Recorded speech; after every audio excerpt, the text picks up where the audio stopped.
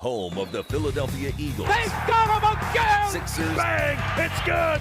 Ball game! And Flyers. Tipped in front of the net! 97.3 ESPN. WENJ. WENJ HD. Millville, Atlantic City. A Town Square media station serving all of South Jersey.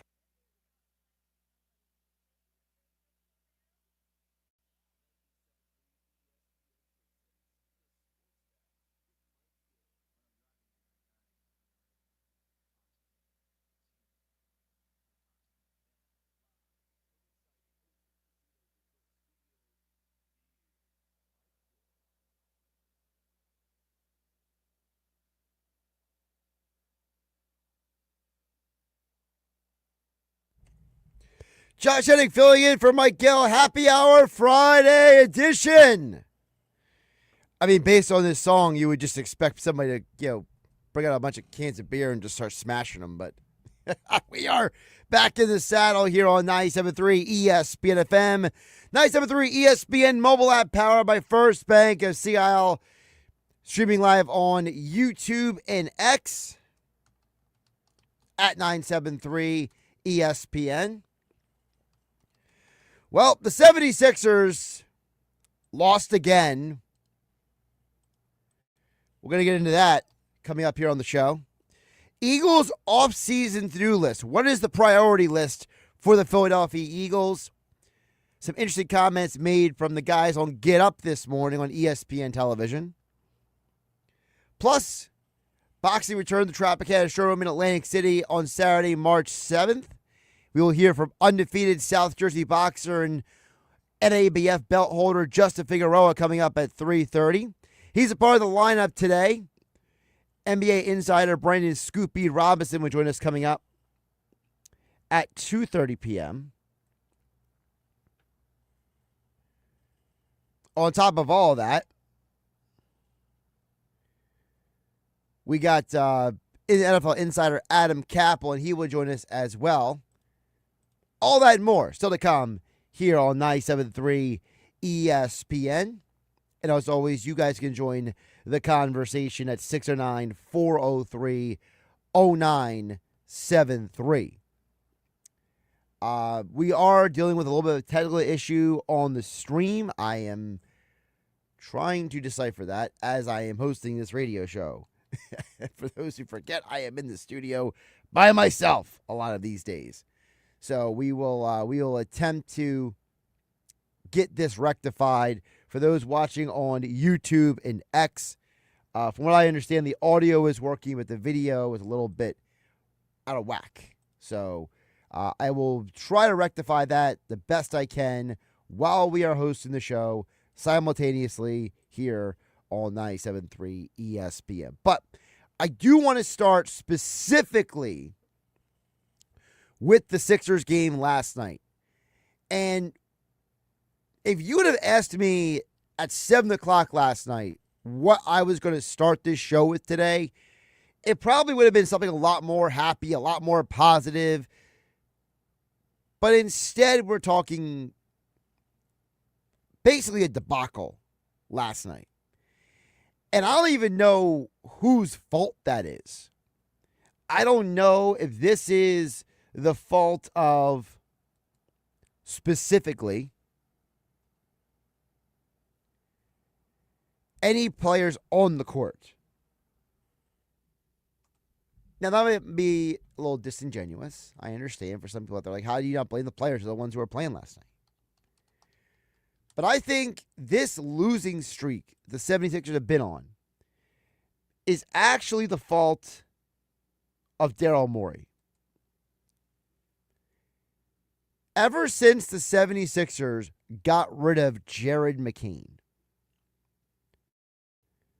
ever since that fateful day, they have now lost 4 of their last 5 games. Now, did Jared McCain mean so much to this team? I don't think it's literally Jared McCain. It's the reality that this organization made a massive, terrible, atrocious miscalculation. They really thought that everything was going to be all right when it came to this team. They thought they were good enough. And the reality is that they are now learning the hard way that, like most of us were saying, they needed to make a deal or two to help bolster the roster at the deadline. And now you're seeing that there's a common theme with this team. They just don't have enough. Now, if you want to chalk up the Knicks loss to before the All-Star break, that's fine. But when you lose in your house with Dr. J in the building and you put up that level of effort, I don't even know if effort's the right word, because it's not like guys weren't trying. Maxey was doing everything that he could. Andre Drummond finished the game with 14 rebounds. He was doing his job. How about Cam Payne coming off the bench? 5 assists, no turnovers. Like, it's not like guys weren't trying. But again, it was another night where they couldn't hit threes. It was another night where they got outscored in the paint. It was another night where they just were outplayed in almost every aspect of the game. They finished the game basically looking like they were hoping for the best, and then the best never came. And I got to tell you guys, I am getting to the point with the 76ers where I am genuinely concerned if they are going to be able to survive the rest of this run. And you guys can chime in the Whitehorse RV text board at 609-403-0973. Because I know for me, watching the game last night, I know the Sixers as a team had problems on the court. I mean, they only shot 33% from three. The only guy really hitting threes last night was Maxey.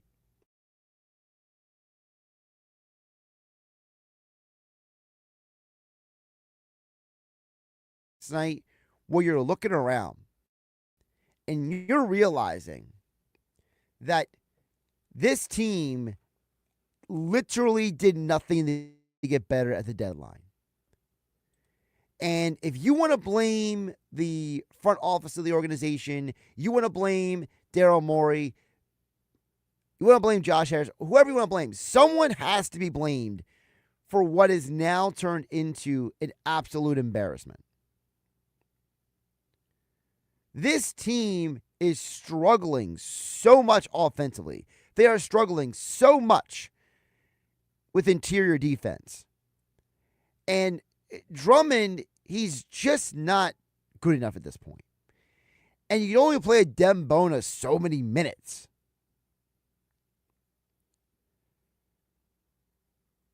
When your big addition in the month of February is getting Cam Payne, that shows you the Sixers are not going deep in the postseason. And listen, Joel Embiid can come back this weekend. He can go another 28-game run where he's scoring 30 points a game. Doesn't matter. This team is showing you it's a pattern now. It's no longer just one bad game, two bad games. This is a pattern, folks. This is a big picture issue. Their interior defense stinks. Their offensive balance is borderline non-existent. And even Tyrese Maxey said last night, he made the comment. He was like, well, you know, we're just not playing good enough. Thanks, Tyrese. But then he brought up the other comment. He says, I have to play multiple roles this year. That's the key comment he made. Not the, we got to play better.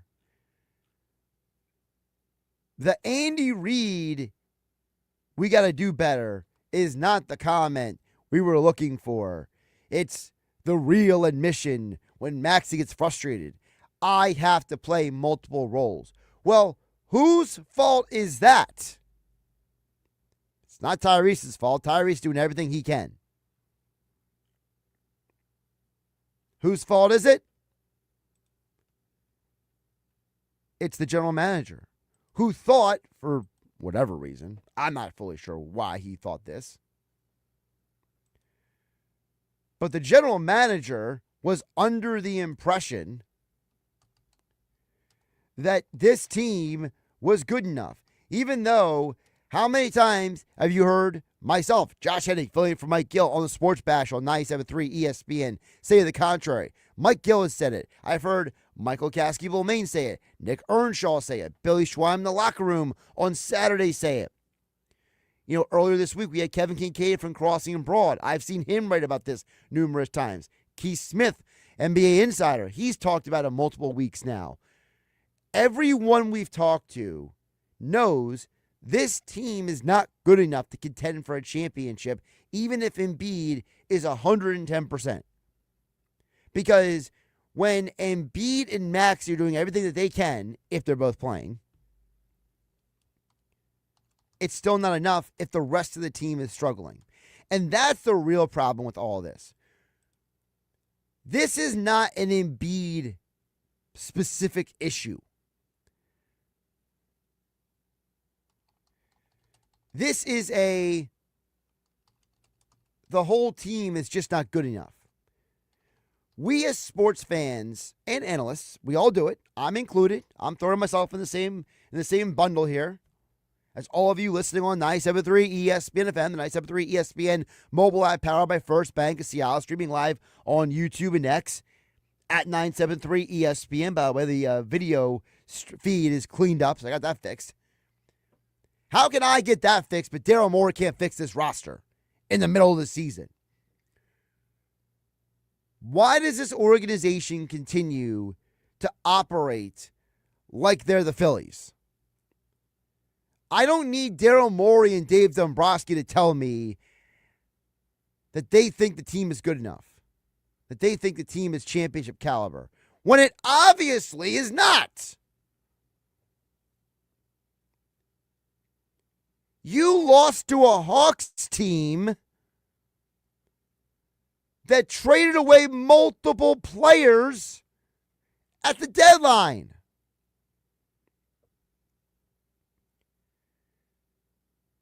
The Hawks' leading scorer was 0 for 5 from 3.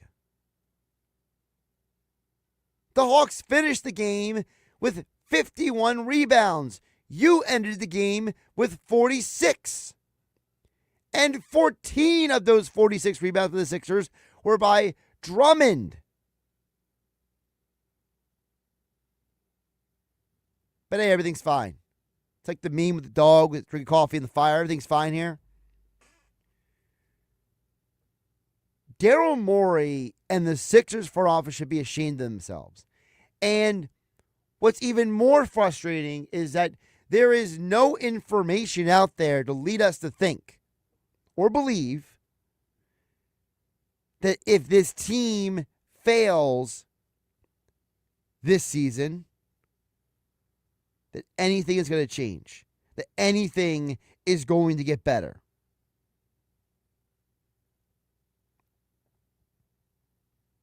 I love this comment that just dropped. Sixers coach Nick Nurse said to the media that Sixers have to play faster and more aggressive with or without Joel Embiid. Thanks, Sherlock. I'm sure a junior high school coach could have figured that out.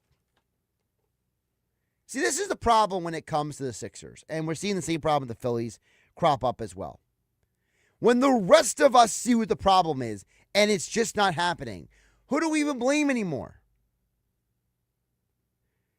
We got to stop pretending. We got to stop living in the fantasy world that Dominic Barlow and Trendon Watford and Jabari Walker and Cameron Payne are going to help this team win games. They may have a couple of nice nights here and there. They may have a couple of moments. But they're not part of the solution. They're symbolic of the problem.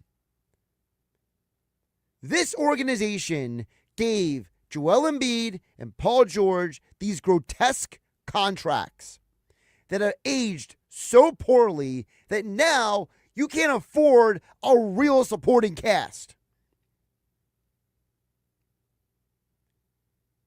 And frankly, poor Kelly Oubre probably had the worst game of the season, and it happened to be the same night that they needed him the most. I'm not saying I hate Dominic Barlow or Trendon Watford or Jabari Walker or Kelly Oubre. What I'm saying is that when you're asking these guys to do something night in and night out, when the rest of the league knows their limitations, what did you think was going to happen? Now, I hear what some of you are saying out there. Josh, did you see the Knicks-Pistons game last night? Yes, I did. And some of you might say, did you see Cade Cunningham go for 43 points? Yes, I did. Did you see the Pistons dominate the Knicks without multiple starters last night? I did. I saw it. But the big difference is that when Cade Cunningham is going off, there are still other people contributing. So I got a buddy of mine. He loves to text me the most random points day and night. I'm not going to say his name because I don't want him to get mad at me for calling him out. But he texted me this morning, here's Paul Reed's stat line. He looked better in a Sixers uniform. And by the way, he's right. Paul Reed last night had 3 blocks, 18 points, along with a 7 for 9 shooting from the field. He was the guy filling in for Isaiah Stewart. Remember, Isaiah Stewart, Jalen Duran, suspended because of the fight before the All-Star break. There was somebody else helping to balance out the floor. The problem with the Sixers is they have no floor balance. They just have 2 guys on the perimeter who can score and nobody else. By the way, last night as well, Duncan Robinson, 3 for 6 from 3 for the Pistons. That helps. How about Ronald Holland II? He was hitting threes. Karis LeVert was hitting threes. See, the Pistons built a roster that if Isaiah Stewart and Jalen Duran are unavailable, if Tobias Harris continues to choke at Madison Square Garden, that they do have other guys who can step up and balance out the offense around their star in Cade Cunningham. The Sixers, what they did is they look at Tyrese Maxey and say, please save us. And Tyrese is like, bro, is anyone else going to step up? When Kelly Oubre goes 0 for 3 from 3, when the Sixers as a whole go 11 for 33, and you're asking Maxey to save you, it's just unfair. The supporting cast for the Sixers is not built the way the Pistons are. And the reason why the Pistons are a championship contending team and the Sixers are not, because one team has understood the assignment. The Pistons, the Spurs, the Thunder, the Timberwolves. Who else can we throw in this conversation? The Charlotte Hornets, to an extent. Most of the best teams in the NBA understood the assignment. The assignment was, I have this group of great players. I need somebody else to step up to help my best players.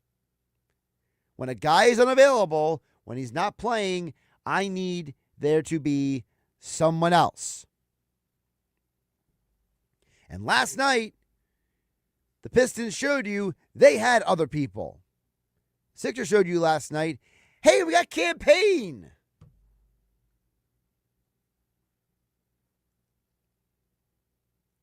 Whitehorse RV text board is open at 609-403-0973. I know that some people are going to say, well, Mike Gill says you can't judge a game off of one. I understand that. But this isn't one game anymore. This is a pattern. You've lost 4 of 5 since unloading Tyrese Maxey. At some point, someone outside of Josh Hennig on 973 ESPN has to point it out. You got worse. Your bench got worse. Your team got worse. You did not improve this team at the deadline. You threw a dart at the dartboard, hope for the best. When you didn't land on bullseye, you said, well, at least I landed on the board. It is absolutely pathetic the way this team has gone about their business. And to think that Daryl Morey had the audacity to say after the deadline he doesn't think the other teams did a lot to improve their teams. Well, Daryl, even if that was true, it still doesn't change the fact that you didn't do enough. And you saw the frustration on Maxey's face last night. You saw the disappointment on VJ Edgecombe's face last night. They know what the relevance of that game was last night. Dr. J in the house. It's his birthday this weekend. You know, the doctor is turning 76. He came out and rang the bell. And you guys went out there and got your bell rung.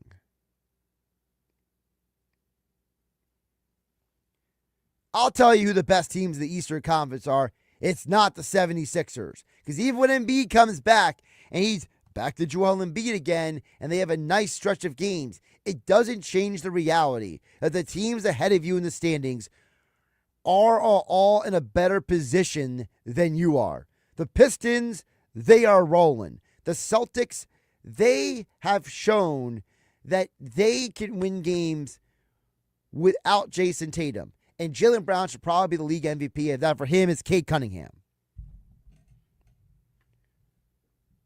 The Cavs got better with James Harden. And let's be frank, the Raptors are a feisty team. The Knicks, I don't know what the Knicks are. The Knicks don't know who the Knicks are. But at this point, the Knicks are beating you, so it doesn't matter.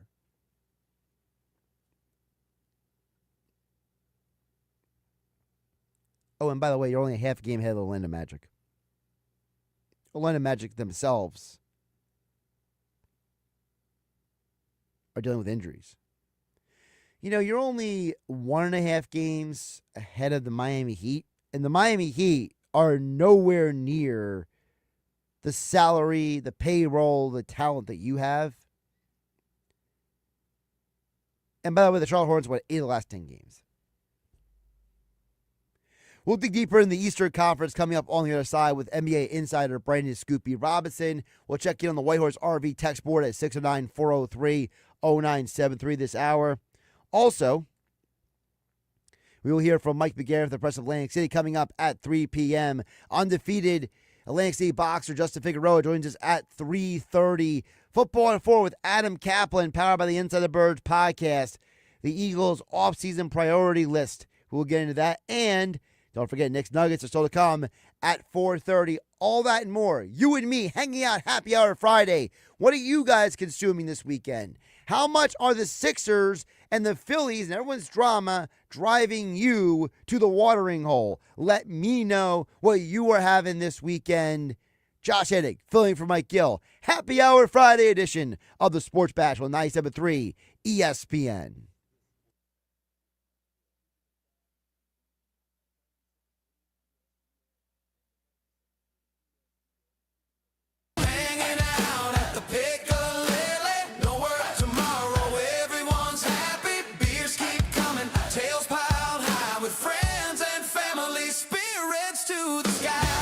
Journey down winding roads to the Piccalilli Inn, a special place in the Pines where time slows, friends and family meet, and the wings are legendary. Make the trip to the Pic every Wednesday for all-you-can-eat wings from 5 to 9 and see the Pic's new look with renovations inside and out. Make your family tradition a part of theirs. The Piccalilli Inn, Route 206, Chemung, New Jersey. Visit Piccalilli.com.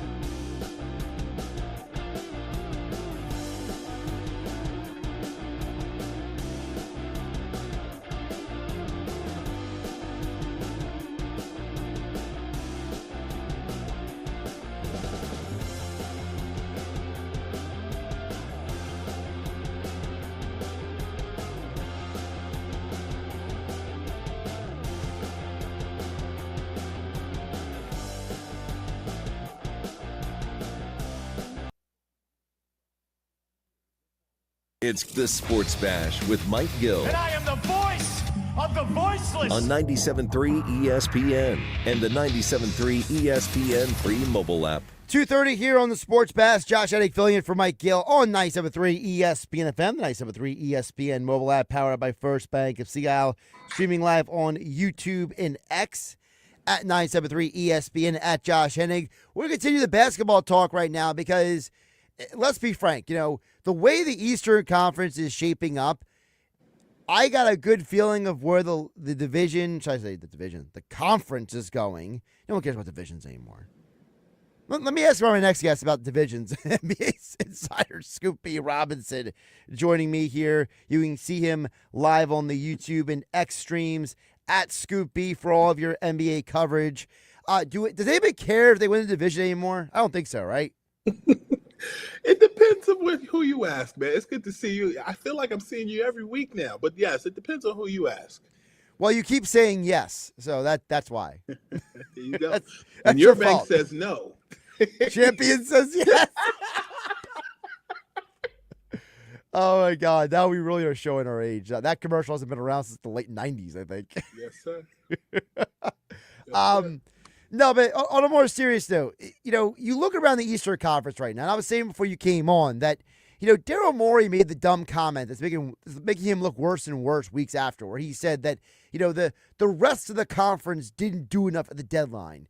And it's like, well, Daryl, they might not have done a lot in your mind, but because you did nothing, the rest of the conference is kind of caught up to you. Because I'm looking at the game last night. Cade Cunningham, he's that two of his most important players. He goes off, and he gets help from his guys, the other randos. Paul Reed, former Sixer, by the way, had a good game last night. And for the Sixers, poor Maxey and VJ Edgecombe are looking around like anybody want to help us. And it just goes to show you that, and you know this better than even I do, your star player matters less than almost who is next to your star player.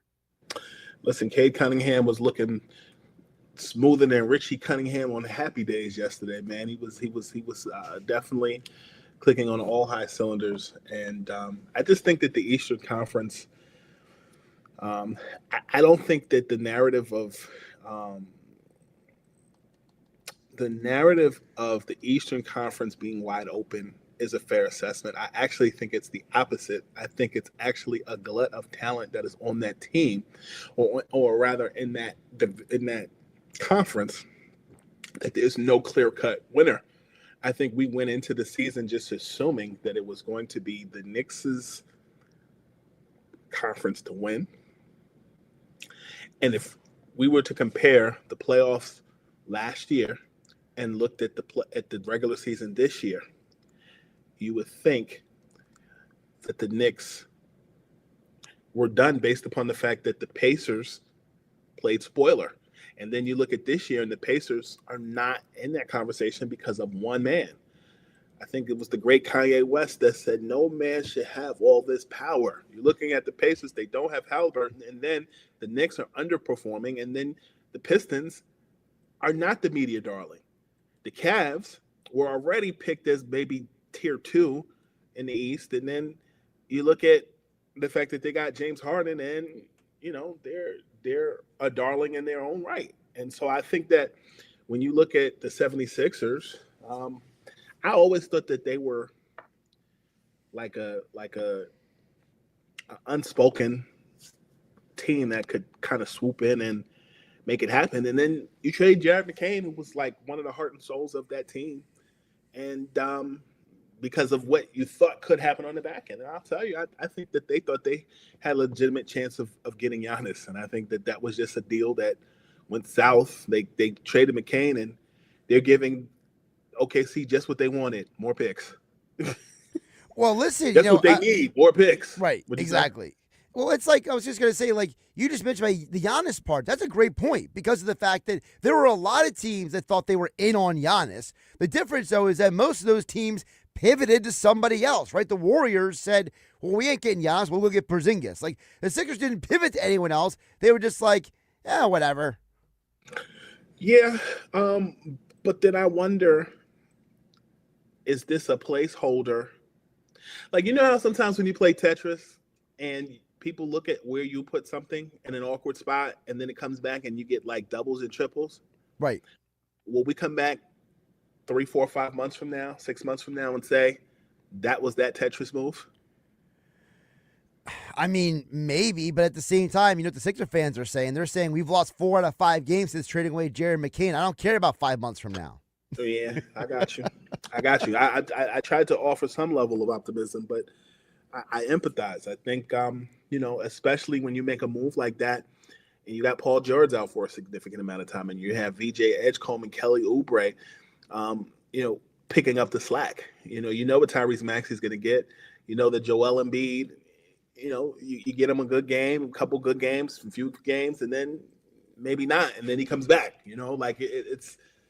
It's I feel like the Sixers and the team and the way that they're built, that team was the team that they were now maybe 5 years ago, 3 years ago.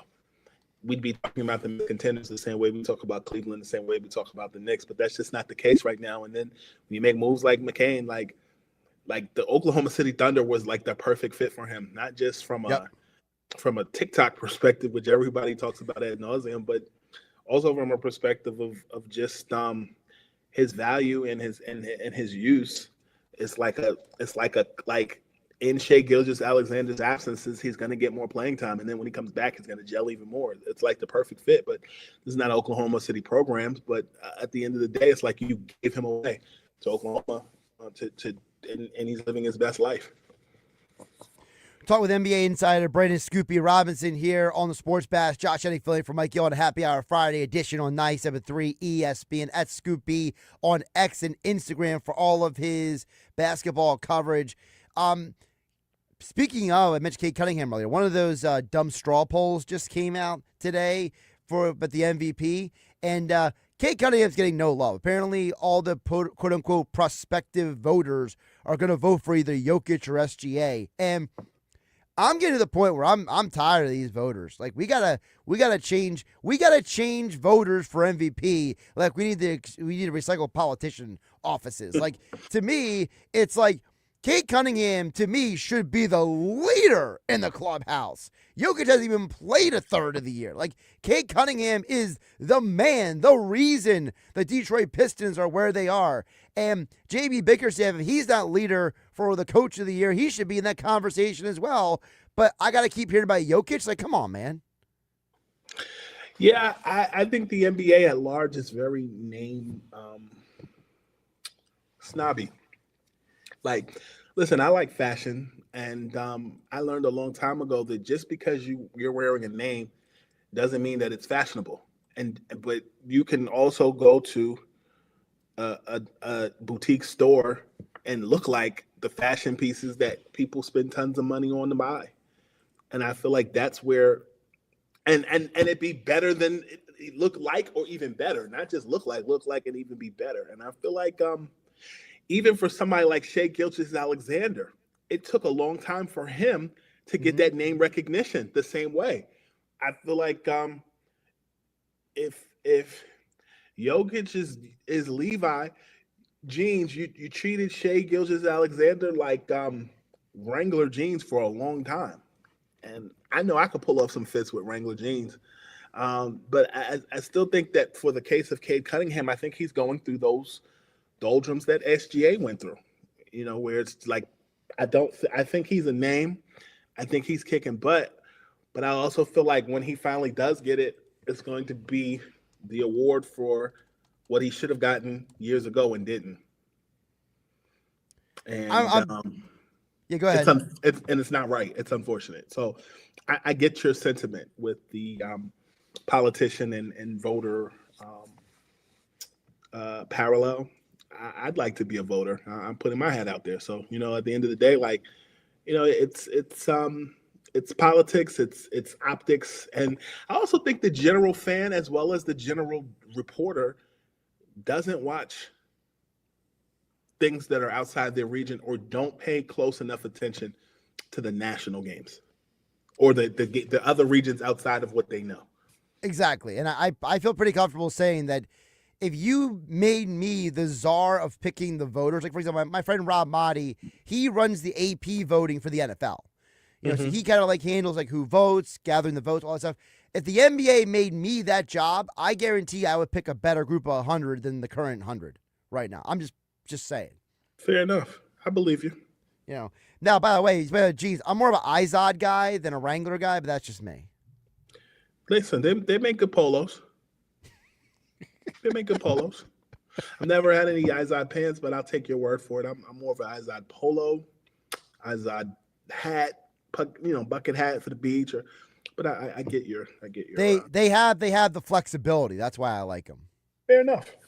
Yeah. Fair enough. I need my jean to have a little bit of a give. I don't want to look like I'm like, I want to look like I'm too redneck. You know what I mean? These days, you don't want to look that way. Leave it like that. Let's keep it moving. NBA insider Brendan Scoopy Robinson joining us here on 97.3 ESPN. I'm sure someone's going to text in at 609-403-0973 and rip me a new one for that comment. Listen, you said it, not me. I'm just yeah, I know. I said it. I said it. You pointed out that I said it, and then I realized I shouldn't have said it. Okay. Let's get back to the Eastern Conference here. You mentioned earlier about the teams that are contenders, and let's hit on the Celtics for a minute, because I think a lot of people came into this year thinking this was going to be like an off year for the Celtics, right? No Tatum, they unloaded a bunch of guys like Horford and Porzingis, and now Jaylen Brown is having an amazing year. You got to give Missoula a ton of credit. The comment that I heard recently by somebody said that guys have bought in to what Missoula is preaching, basically. And that's a huge reason why the Celtics are doing well. Is that how you look at it, that the guys have bought in and they're following Missoula and Jaylen Brown in Boston? I agree. I agree with you. And I've actually spoken directly with Joe and Jaylen about it. You can go over to scoopy.com. In the blog section, and there's an article that I wrote about Joe. The headline is "The Anger and the Noise: Why Joe Mazzulla Leans on Ecclesiastes," which is a book of the Bible to navigate the Celtics this season. And I asked Joe what Bible verse has he leaned on during the course of the season, and he said, "I will always go back to Ecclesiastes 18:1. Ecclesiastes 18:1 reads, "He that liveth forever hath created all things in general." And he told me that it resonated with him. He says, "I think it's important because in a season where they have all the storylines and a whole bunch of made up stuff, which comes through every 24 hours, that verse keeps your focus. And today is the most important day you have, that knowledge that keeps you where you want to be all season." And I wrote that article, and Joe sent me an email the next day thanking me for highlighting his faith, because that gets overlooked so much. And I get the feeling that a lot of people in the basketball circle feel as though, or particularly people in the basketball circle, wrote them off when Jason Tatum was out. And here you are, Jaylen Brown, being the story of the season, and someone who I believe actually should be talked about more in the MVP race, and is not. And I think that that's interesting. And so, in talking to Jaylen, one of the things that I asked him was, I said to him, you've had a historical run lately, but there's always a conversation about whether you're getting your just due. Do you feel like you're really being finally recognized the way that you should? He said, "Do I feel like it? I don't even care what people feel." You know what I mean? I'm just coming out like I feel like there's been some disrespect at times, because I play team basketball and part of winning groups, and sometimes people take it for granted. So people didn't believe it. I know what I'm doing now, and that's fine. I'm still learning and figuring it out. So the best is yet to come. And, I asked him, he said, I said, "I feel like people left the Celtics for dead." He said, they said that we were only going to win 30 plus games, and we're halfway through the season and we're still counting. If I would have been playing bad this year and terrible, people would have been as loud as ever. So I'm going to pop it a little bit, if you get what he's saying about pop it, just because I felt like it was a little disrespectful. So I think for the Celtics, and specifically for Jaylen, I know that he is wanting to make people eat their words. I don't know that I buy that he doesn't care. I think he does care. I think he's just using that as motivation and fuel to keep winning. Let's jump to the Western Conference real quick before I let you go. We know that the top teams in the West, we know the names, right? It's the Spurs, it's the OKC Thunder, But where do the other teams, like, what is there a gap between those couple teams, right? And let's say like the Timberwolves, the Rockets, or do you think there's a lesser gap than people are perceiving there to be? I think that the West is like the East. I think there's just a lot of competition. I don't necessarily buy that the West is better than the East in the way that people may think. I think you have to look at more things that count for just records, because I think when you get into the playoffs, it's about who wins their conference and then wins the championship. But I think specifically to your question about I think San Antonio is probably I think San Antonio is the Detroit of the Western Conference. I think that San Antonio, while Wemby gets a lot of attention, I think the cohesiveness and the level of talent that they've put on that floor and on that roster together is so underrated. And I like the fact that there is so much competition between San Antonio and OKC in the Western Conference. I also look at Houston as a team that is in a good space. I talked to Ime Udoka last night, and he told me they are not satisfied with being in third place, and he actually gives that team a C grade for their performance this year. And anytime you have a coach who is not satisfied and demands the most out of your team, you better look out, because I definitely think that Houston is in the conversation. I also think Denver and the Lakers are in the conversation. They're a sneaky team, but I do like the top two, Oklahoma and San Antonio. By the way, the aforementioned article you mentioned the former Celtics head coach, Ime Udoka, the current head coach, Joe Mazzulla. There is your headline over at Scoop B on the blog roll. So for those who are wondering, they can just jump over to scoopb.com. The anchor in the noise, why Joe Mazzulla leans on Ecclesiastes to navigate the Celtics season. Yes, sir. Don't give me an assignment. I might actually find it. So yes, sir. And you can check out my conversation with Ime Udoka over at scoopy.com in the blog section as well. And he talks about why he gives his team a C for the season. I'm not giving you a homework assignment. You can check that out on your own. Absolutely. And again, don't forget, at Scoop B on X and Instagram for all of your NBA coverage year round. And it was good to have him here on the Sports Bash on a Friday edition on 97.3 ESPN. My friend, safe travels. Keep up the rehab. You're getting better, man. Getting better and better. I am 5 months post-op, and looking forward to month 6 next month, and taking a much-needed vacation sometime next month as well. Nice. Well, if it kind of empathizes with you, I'm in month 4 of my rehab, so I'm right. That's awesome. I'm right there in the same range as you. Not the same injury, obviously, but something a little different. Yes, sir. Nah, man. Keep going, keep running, and hello to all the listeners. Thanks for rocking with me, and thank you as always for the opportunity to be myself. Absolutely. Take care, my friend. You too. NBA insider Brendan Scoopy Robinson joining us here on the Sports Bash on 97.3 ESPN. Josh Hennig filling in for Mike Gill on a Friday edition. We'll check on the text board on the other side. The White Horse RV text board. That's 609-403-0973. Yes, White Horse RV Center in Williamstown and Galloway. Your RV adventure starts here at White Horse RV. And you know what that adventure might include? When the weather gets warmer. You just heard Scoop B to take a little time off. Maybe you want to take some time off. You can get that RV. Maybe go take a little road trip when the weather gets a little warmer. Get away from the snow and the ice. You know what might snow this weekend? I hate winter so much. All right. Back to the text board on the other side. 609-403-0973. Josh Hennig hanging out with you on a happy hour Friday edition on 97.3 ESPN. You're listening to the Sports Bash with Mike Gill. And if you're not down with that, we got 2 words for you. On 97.3 ESPN and the 97.3 ESPN free mobile app.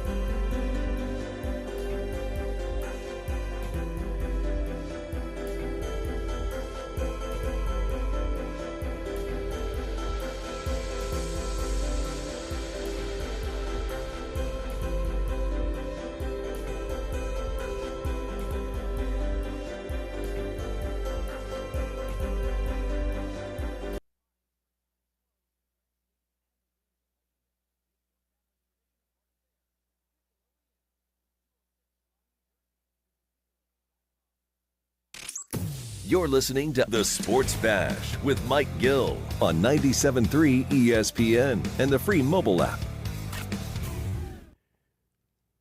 All right, finishing up the 2 o'clock hour here on The Sports Bash. I told you guys someone was going to text in. Somebody texted in and said, "What is wrong with redneck jeans?" Now, the person didn't leave their name, so anonymous texted in. But listen, I have a preference of the type of clothes I wear based on a certain level of comfort, okay? And certain styles of jeans are very uncomfortable for me, and I'll just leave it at that. This is a family radio show, and you are not a seamstress. Oh, my goodness. Coming up on the other side, Mike McGarry for the Press of Atlantic City. We'll get his thoughts on the Sixers and more here on the Sports Bash. Happy Hour Friday edition. What are you drinking this weekend? Let me know. Josh Hennig filling for Mike Gill on 97.3 ESPN.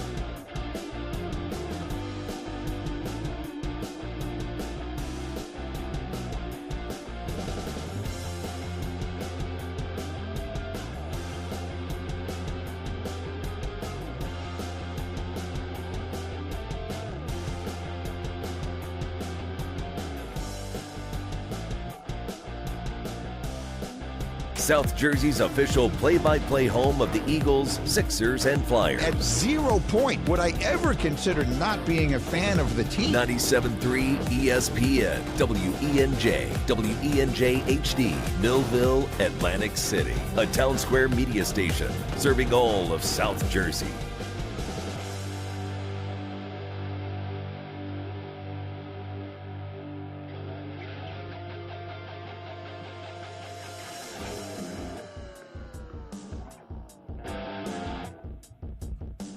Three o'clock hour of the Sports Bash here. Josh Hennig filling in for Mike Gill here on 97.3 ESPN. 3 o'clock hour being brought to you by Broadleys Plumbing, Heating and Air Conditioning. Broadleys is your trusted source for heating and plumbing service and installation for generations. Find out why they are the first call for so many people in South Jersey, especially with the threat of snow in the forecast this weekend. Make sure that your system is good to go for all the weather changes. Call Broadleys right now at 609-390-3907 or visit them online at broadleys.net. We'll check back on the text board just a bit. I see a good recommendation for Happy Hour Friday from Jeff in Ocean City. He also has projecting the U.S. to win 4-2. Also, we got Tim in Summers Point chiming in on the Jeans conversation right now. Mike McGarry, President of Atlantic City, joins us on the phone line here a little bit later time on 97.3 ESPN. Does Mike McGarry have a brand preference for his jeans? Jeans? Absolutely not. Whatever my wife buys and puts in my drawer is what I will be wearing. So I am not, anybody who has seen me in public knows that clothing, not my strength, basically. Wardrobe, not exactly my strength that I have in this life.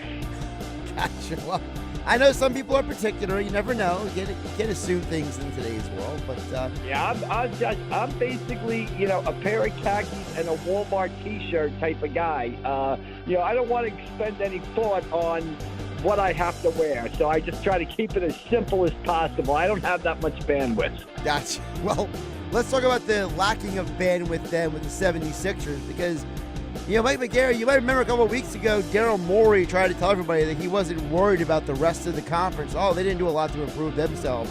Well, I think Daryl Morey is learning the hard way what we all already knew, which was, hey, Daryl, just because you don't think nobody else did enough doesn't mean you did enough, because they have now lost 4 out of 5 since they traded away Jared McCain. And now, after last night's game, Mike, I'm looking around, and I feel for Tyrese Maxey and VJ Edgecombe. They're doing everything they can, but they just don't have enough on this roster. Yeah, I mean, I don't think the losing streak, obviously, I think that's more of a coincidence that they've kind of hit the skid since they traded Jared McCain again. I was never really a big Jared McCain guy on a team that already has a backcourt with Tyrese Maxey and Edgecombe, a backcourt of the future. We've talked about how difficult it is to win when your main guys, the best guys on your team are 6'2" or under. So I don't think the McCain trade, all it being done to sort of get under the tax and things like that, I don't think that is what sent the Sixers on this current spiral. I think it's Joel Embiid, and I think the concern is, okay, all of a sudden the team's off for a couple of days for the All-Star break, and he comes out, he's got right shin soreness and knee management. They're 1-6 without Embiid. Josh, I thought last night was a key night for the Eastern Conference. You look at what happened. Detroit goes into Madison Square Garden. They've really handled the Knicks well all season long. They won handily last night. And the team to watch, I think, is the Boston Celtics. They go out to Golden State on the West Coast and begin a trip out there with a double-digit victory over the Warriors. And then you have the Sixers kind of showing their warts a little bit. So I thought last night was an interesting night as far as the NBA Eastern Conference goes. Well, it's part of the dichotomy, Mike, which is you saw a Pistons team that was shorthanded. They were without 2 of their guys because of the brawl that happened before the All-Star break. And they still went out and had a great game. Former Sixer Paul Reed had a good game. You saw Duncan Robinson hitting threes in the Garden last night. And Kate Cunningham looked like he should be the league MVP. And it's the total opposite with the Sixers. Sixers are without Joel Embiid. and they don't have it. So it's like, if you could just compare just the Sixers and the Pistons, you see why one is the 1 seed and one is the 6. Yeah, and you see the overall talent there. You know, I know the Pistons were without guys, but Embiid's importance to the Sixers, you know, is much greater than any of the guys who missed the game for the Pistons last night. So I just think, Josh, it comes down to, no matter what we say, with Embiid is there and healthy, the Sixers can beat anybody in the Eastern Conference. The question is, and so far the answer has been no, and there's no reason to think the answer will be yes this season, is can Embiid stay healthy for a playoff run? You know, that first playoff series basically takes 2 weeks to play, but once you get past the first round, you're playing every other day for the next month and a half to 2 months to make a deep run in the NBA playoffs. And it's clear that Embiid just cannot stay healthy to survive that sort of run. If he was, the Sixers would be right there with anybody in the Eastern Conference.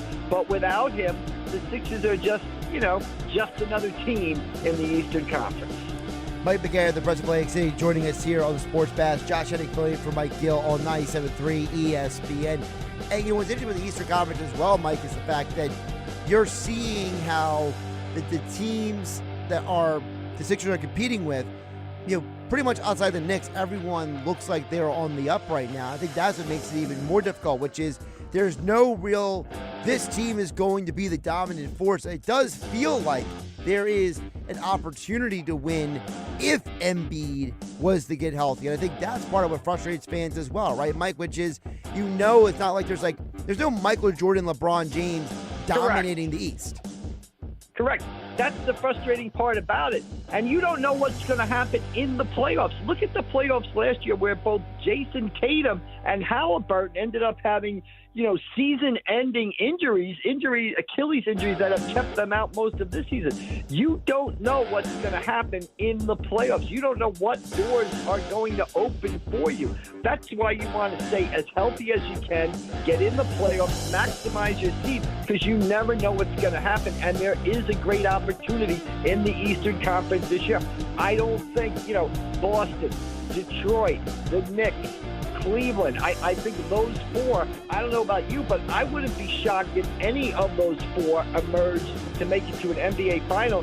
And usually, you're absolutely right, usually in basketball, there's an overwhelming favorite or two in each conference. That's not the case in the Eastern Conference this year. And that's what makes these Embiid injuries, you know, more frustrating, because Jason Tatum might come back, but he's not there now. Halliburton is not coming back. That takes the Pacers down a notch. The East is wide open. The door is wide open.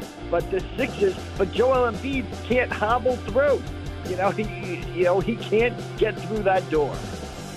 Well, let's talk to flip to another team. It's in a little bit warmer weather right now. The Phillies are down in spring training. You know, now that we've gotten past all the drama with Castellanos and Harper, the guys are actually getting ready to play some spring training games. And for you, Mike, what is the storyline with a player that you are keeping the closest eye on? Because I know for me, the guy I am very, very curious about is Justin Crawford. Who's the guy for you?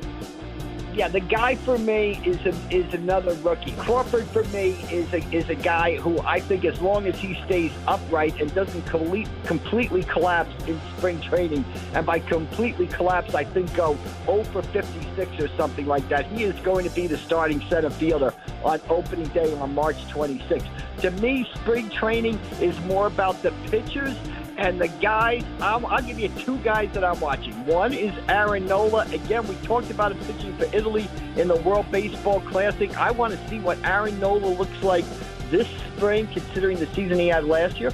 And the same thing for Andrew Painter. Here is a guy who was much valued, was supposed to be a part of the Phillies rotation, 3 seasons ago, has the Tommy John surgery, misses an entire year, comes back last year, and let's face it, was mediocre at best at AAA. His numbers at AAA, not good. And, he is a guy who I think for the Phillies to reach their potential, he has to be a part of that starting rotation this year. So I want to see what he looks like. What is his velocity? What's the command like? Does he look like the guy we saw on that tantalizing One spring training game he pitched, 3 years ago before he got hurt. Does he look like that guy, or does he look like the mediocre pitcher with, an almost 5 ERA at AAA last year? So for me, it's Andrew Painter and Aaron Nola that I'm looking for in spring training. If we backtrack to the Nola thing, what does happen if Nola gets back to being Nola? I think that was last year one of the more frustrating elements. Like, you won 96 games, and that was with Nola having arguably the worst season of his life at the major league level. If Aaron Nola gets back to the Nola he was a couple of years ago, I mean, I don't even know how much better the team is wins-wise, but I believe, the optically, the fan will look at the Phillies a lot differently, right? Yeah, I think they're better. Now what is it? Is it 1 win? Is it 2 wins? Is it 3 wins? I can't predict that, but they're definitely better with Nola in the rotation, Josh. The strength of this team to me, if Nola is back to where he was 2 years ago or 3 years ago, a strength gets even stronger. To me, the strength of this team is the rotation, with Sanchez and Luzardo at the top of the rotation, Painter, Taijuan Walker at the bottom of the rotation. But there are some questions about this rotation. Will it be as strong as it was in the past because of the shaky season Nola had and the health of Zach Wheeler? So there is some lack of depth in that rotation. And if, Zach Wheeler expected to miss the start of the season, but, we'll see how healthy he is. If he can't pitch and Nola is the guy he was last year, who are the Phillies turning to for starters in those situations? So, yeah, to me, the Phillies have a really good starting rotation, one of the strengths of the team. But unless Zach Wheeler comes back healthy, Nola bounces back, and Painter steps up, that rotation is top-heavy and lacks depth. If those 3 guys come through, then I think you got one of the best rotations in all of baseball. I think the big thing was mentioned about the Wheeler coming back, and I think that for the Phillies, I think they're handling it properly, Mike, which is they're not telling Wheeler, we need you back by this day. Like, no, take all the time you need. You want to throw a couple extra weeks, couple months or so, come back whenever you want, because, Mike, it's more important to have Wheeler in September and October than it is in April and May.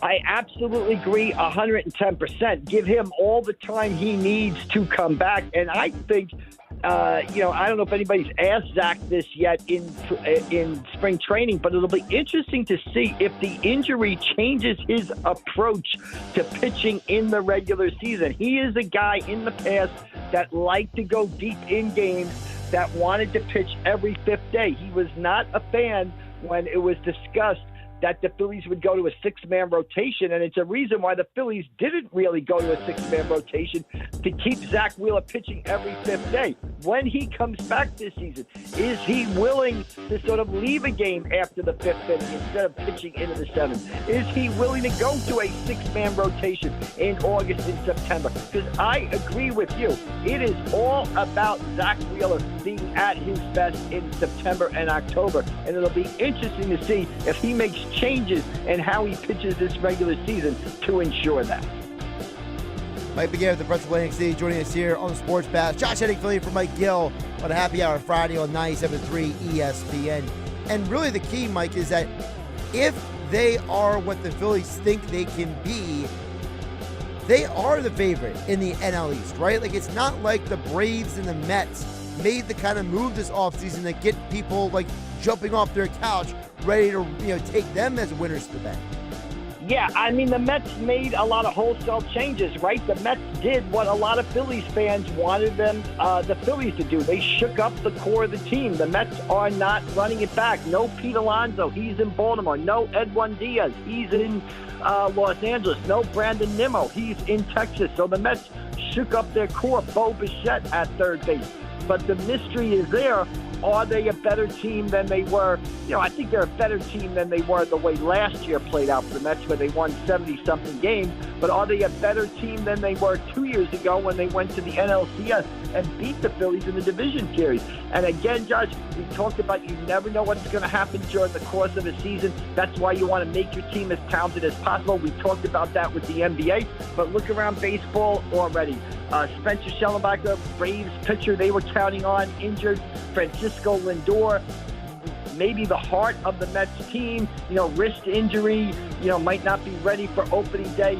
You never know what's going to happen over the course of 162 games. And that's why the Phillies fans who tell me, wake me up when the playoffs start, I don't understand that attitude, because you never know what's going to happen over the course of 162 game baseball season. Well, that's the other part of it. That's a whole nother side of the conversation, Mike, which is the idea that people just lack patience in today's world, And so, the idea of going for the ride of the 162 or going for the ride for in NBA, for example, for the 82, right?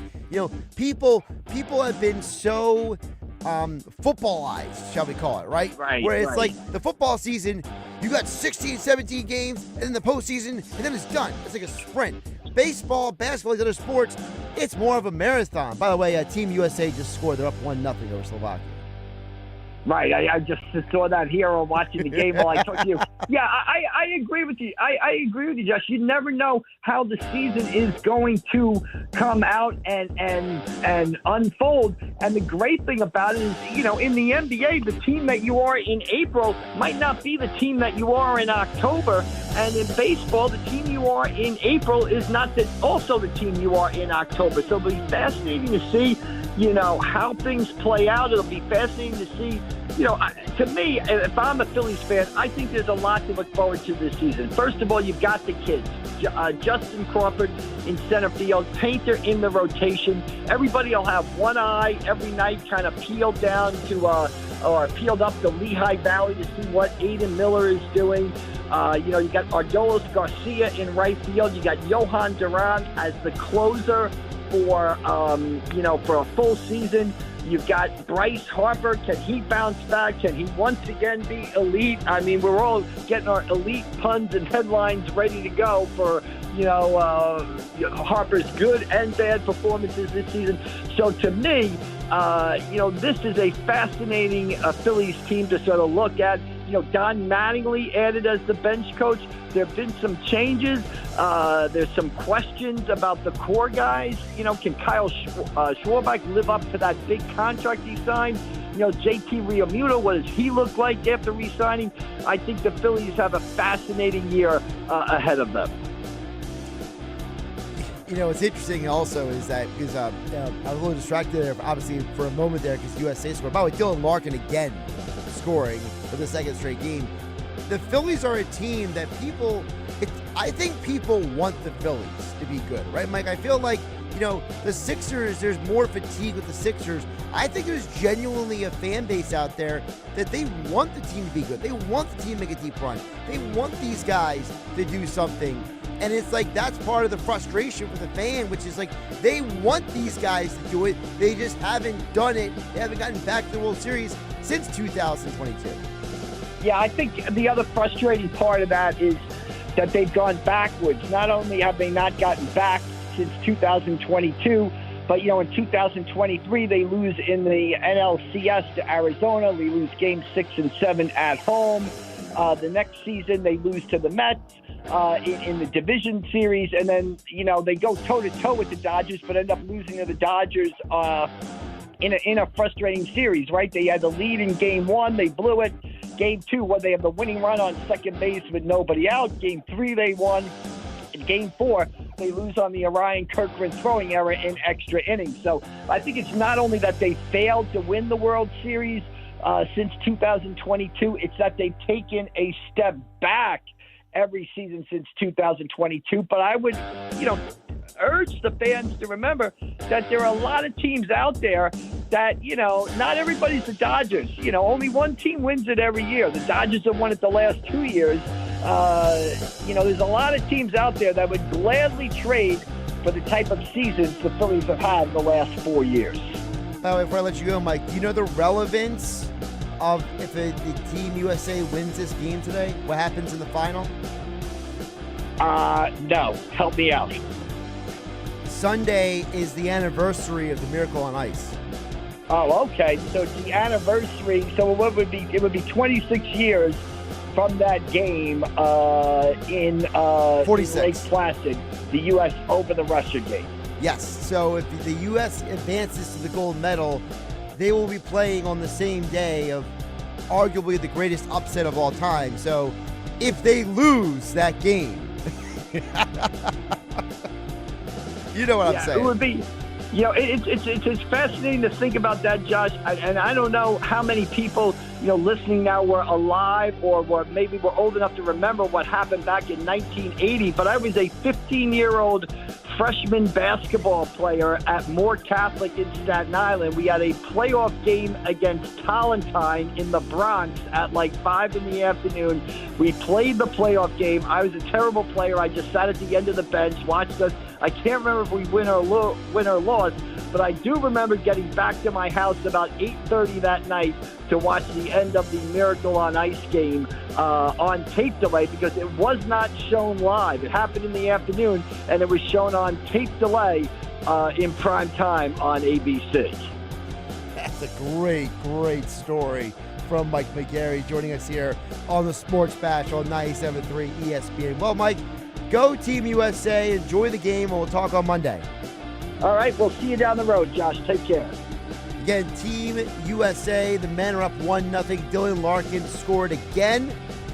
That's Mike McGarry joined us here on the Sports Bash on 97.3 ESPN. Coming up, we'll get back to the text board, 609-403-0973. As promised, I see we got text from Jeff in Ocean City, as well as others who have texted in, Tim in Summers Point, and more. White Horse RV text board on the other side. Plus, what did they say this morning on Get Up that has me smiling about the Philadelphia Eagles? We'll get to that and more. Also, a little programming note. Justin Figueroa was going to join us in the next hour, but he's running a little bit behind on travel. I told him, don't get into a rush. It's raining outside. Take your time. So he's going to join us at 5 o'clock tonight on the Sports Bash. The undefeated 16-0 Justin Figueroa, the NABF belt holder, will join us ahead of his next fight. Holy Spirit High School graduate Justin Figueroa will join us coming up at 5 p.m. tonight on the Sports Bash. Josh Hennig filling in for Mike Gill.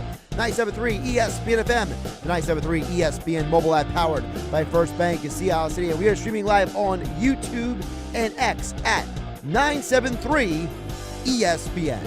You're listening to the Sports Bash with Mike Gill. Never thought this radio stunt would catch on so big. On 97.3 ESPN.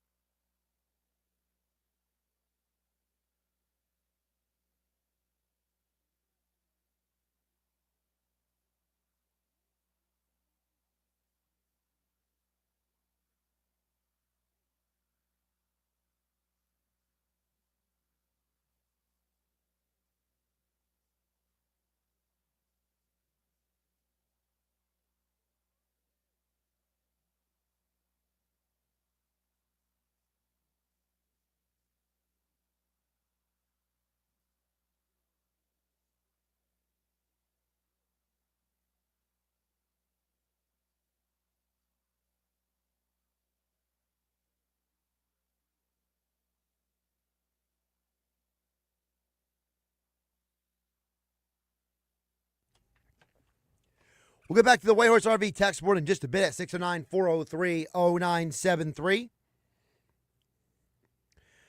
Yes, Jack Gibbe Courthouse, I will keep you updated on the Team USA versus Slovakia. Slovakia is on a power play right now, but the bigger story is not just the U.S. up 1-0. Connor Hellebuyck had an incredible save just a few minutes ago. And I mean, absolutely incredible. I mean, he snagged that puck with the glove. Just very, very impressive save. And the reason why I wanted to point that out is because, if you go back to our conversation with Kevin Durso yesterday on the Sports Bash here on 97.3 ESPN, one of the points that we were talking about yesterday was the fact that Hellebuyck is a guy who, he is a very well-decorated goaltender in terms of, regular season hockey. But not everybody is good in the regular season is good in the postseason. So for a guy like Hellebuyck, I'm wondering, well, how is this going to impact the game as a whole? How does him, with his lack of postseason pedigree, how does that play into these games? A guy like Jordan Binnington, that guy is a well-known commodity in terms of international play, in terms of playoff hockey for Canada. But Hellebuyck is not known as that guy. And so far in this game, he has shown that he is more than up to the task, as he has already turned away 6 shots by the Slovakians? Slovakia. What you gonna say, Slovakia? I'm not gonna try to cause an international incident and try to say what they are. 609-403-0973 on the White Horse RV text board. So yes, Jack in KB Courthouse. Yeah, we'll keep you updated. I got the game on right here in the studio. It's literally what would be my left is the screen. Now, I will say something that Mike Gill has talked about this before in the past, which is the setup of this studio is not conducive sometimes for the things we want to do. So, it's not always the most convenient thing to turn while I'm talking on the radio, but I will do my best to keep tabs on this game as the U.S. just killed off the power play by Slovakia. So Slovakia was unable to capitalize on that power play. So now the Team USA back to full strength in the U.S. hockey game. So, Jack, Game Courthouse, I will do my best to keep you updated. And everybody else listening on 97.3 ESPN. Just a quick reminder, we were supposed to have Justin Figueroa joining us at this time, the Holy Spirit High School graduate, undefeated Atlantic City boxer, but he is still traveling. And it's very, very wet and rainy out today, so I told him to take his time. No need to rush to the studio, so we are pushing back his appearance to 5 p.m. today on the Sports Bash on 97.3 ESPN. A couple more texts on the White Horse RV text board I want to get to at 609-403-0973. I mentioned Jeff from Ocean City. He is joining in on the Happy Hour Friday conversation early. He says, I'm going coastal evacuation this weekend, and I believe the USA will win 4-2. Well, right now, the U.S. is up 1-0. So we got that going for us, Jeff. Coastal evacuation, solid pick. I think it's a good pick by you. I have no hate for that brew choice. At least on my part, no hate for that brew choice. That's for sure. Couple more texts coming in. So we mentioned the whole jeans thing earlier, so I wanted to follow up. Tim at Summers Point said, Josh, nothing beats a pair of Levi's. And listen, man, if the Levi's fit you, good for you. They don't really fit me very well. Not for my anatomical structure, we'll call it. So I mentioned earlier this morning on Get Up television show, I had to smile because they had a conversation this morning that we were having yesterday on the Sports Bash on 97.3 ESPN about the news of Lane Johnson and the U.S. another penalty. I mean, good grief. I mean, how on earth? Yeah. This is the moment not to show that stat, people. Come on, it's a bad job of the producer. They just showed the stat on the screen. The U.S. is 11 for 11 in penalty kills. Come on, man. Don't show that now. You got a 1-0 lead. We're trying not to lose this game.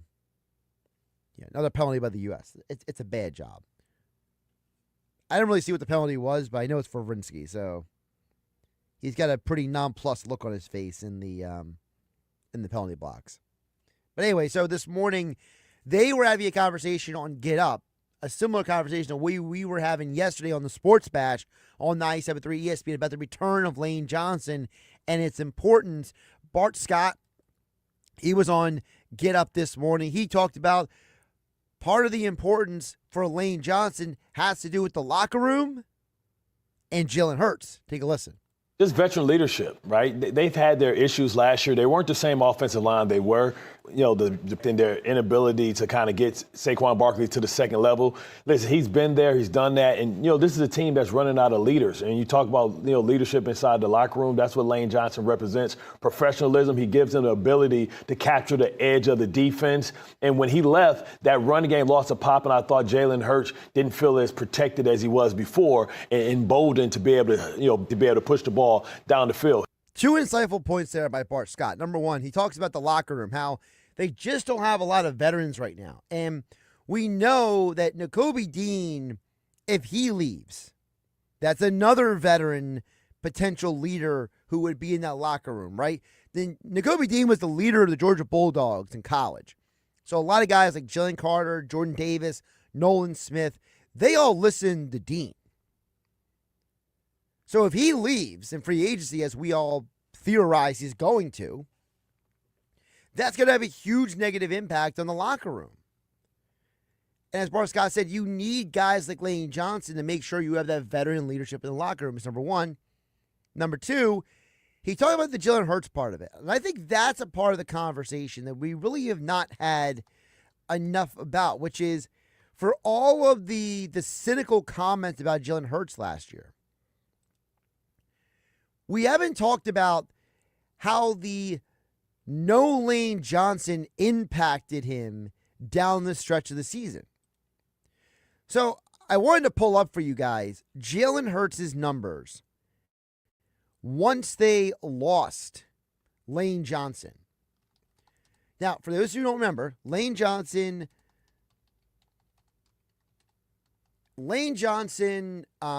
sustained a Liz Frank injury in his foot. And that Liz Frank injury is the reason why he didn't return at all. And while he was expected to only be sidelined for about 6 weeks, he never returned at all last year. So I was wondering, well, what did Jalen Hurts do in the games after Lane got injured? Jalen had 5 of his 6 interceptions last year in the 6 games when Lane Johnson was no longer on the team. He had 9 touchdowns, 5 interceptions, a completion percentage of 61.5%. Before Lane Johnson got injured, Jalen Hurts was significantly better. 67% completion percentage, 16 touchdowns, 1 interception. He had a quarterback rating of a 107 in the first 10 games of the year. The Eagles were 8-2 for the first 10 games. They were 3-3 down the stretch. Talk about a huge difference with and without Lane. By the way, Jalen, he also had 6 rushing touchdowns in the first 10 games of last season. The final 6 games, he only had 2 rushing touchdowns. And by the way, a quarterback rating of 86. So you went from a quarterback rating of 107 to 86 with and without Lane Johnson. You went from being 8-2 to 3-3. A completion percentage that dropped 6% without Lane Johnson. You had 1 interception when Lane was starting games, 5 interceptions without him starting games. So it's a great point by Bart Scott to point out the fact that Jalen Hurts significantly suffered with Fred Johnson instead of Lane Johnson at tackle. Now, I'm not going to act like it's all Lane Johnson's fault. 2 of those 4 interceptions he had against the Chargers were completely his fault. And 2 of those interceptions were the wide receiver's fault. So Lane is not responsible for all 4 of those interceptions in the Chargers game. You could argue that maybe some of what you saw in the Chicago game was because they didn't have Lane Johnson. Maybe some of what we saw in a couple other games were because they didn't have Lane Johnson. But I'm not going to pretend like the no Lane Johnson isn't a factor. So I think those are 2 great points about Bart Scott. More from Bart Scott this morning on the importance of Lane Johnson's return. And then he points to another person who is going to be a positive for this offseason. Him coming back allows, Howie Roseman to address other issues that they have on this team. It's great because you don't get tackles in free agency. You draft them, you develop them, and this gives them the opportunity to say, okay, we know that he's hinting at retirement. Maybe we draft somebody and let him learn behind a great future first-time Hall of Famer. That's another factor. Now it's one less worry on the Eagles offseason to-do list. The Eagles offseason to-do list has changed because Lane Johnson, Landon Dickerson are back. And even though he hasn't texted in yet today on the Whitehorse RV text board at 609-403-0973, I can attest that we have numerous, plenty, plethora, whatever adjective you want to use, number of texts from Steven Ventnor, who has said multiple times in the last 2 months, the Eagles should draft their O-lineman to replace Lane Johnson. So, and, Bart Scott kind of leaned into that, into the idea that, they know they have Lane, but now they need to bring in another guy as USA and Slovakia just got another scuffle near the goal. I got to give these guys a lot of credit. These guys are feisty in this game. The Kachuk brothers are getting under everyone's skin right now as the U.S. is still playing in the first period. All right, some more from Get Up this morning on ESPN. Former NFL offensive lineman, all-pro O-lineman Damian Woody talked about the positives of Lane Johnson returning for the 2026 season from an offensive lineman's perspective. Force multiplier, he really is, and the stats bear that out. When he's not in there, it makes a huge difference because they really weren't able to capture the line of scrimmage. And we know that Jeff Stoutland, arguably the best offensive line coach in the National Football League, is moving on. So when you having that type of change, you need guys that, like Bart talked about, that veteran leadership, guys who are really good players, to help stabilize not only the unit, but that locker room. And so him coming back and committing for another season, I think that's big news for Philadelphia. Talk about stabilizing forces, right. As I mentioned, Hurts struggled. The offensive line struggled at times too, and there were many points in the season when, even when Lane Johnson left in the Rams game, remember that, and they brought in Matt Pryor, and Judd Hurts almost got murdered because Matt Pryor can't block you, me, and Dupree coming at him. It was so bad last year. The drop-off from Lane to the next guy was just such a massive, massive drop. And it's the same with Landon Dickerson. When they didn't have Landon Dickerson last year, you saw that there was a huge drop-off when he was out of the game. So it's more than just Lane. It's the fact that the Eagles' most important offensive player might be Lane Johnson, and you heard a force multiplier. Him on the field makes everyone else better.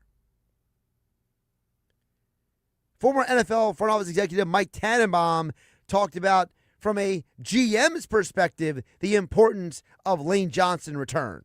This gives them a lot more flexibility. When you're building a team, Peter, ideally you have a phased-in approach at each position group. So you have one eye on today and one eye on next year. And we know they've lost Jason Kelsey, Mekhi Becton. If they lose Landon Dickerson, this is great news because now you have a couple of years to fill that spot. Either draft maybe a 3rd or 4th round tackle this year, maybe a 1st rounder next year. So this is consequential flexibility that they need so they can attack some other weaknesses they have. Consequential flexibility so they can attack other needs. I like the way he framed that because it's 100% right. The Eagles, and I've said this numerous times here on 97.3 ESPN, Josh Hennig filling for Mike Gill on the Sports Bash. I have said numerous times that for me, I look at right guard as a position that needs to be questioned. And you even heard Andrew DeCecco. He didn't dismiss my point. He's like, you know what? I think it's a good point by you. He says, I wouldn't mind them bringing in some competition for Tyler Steen. They need more.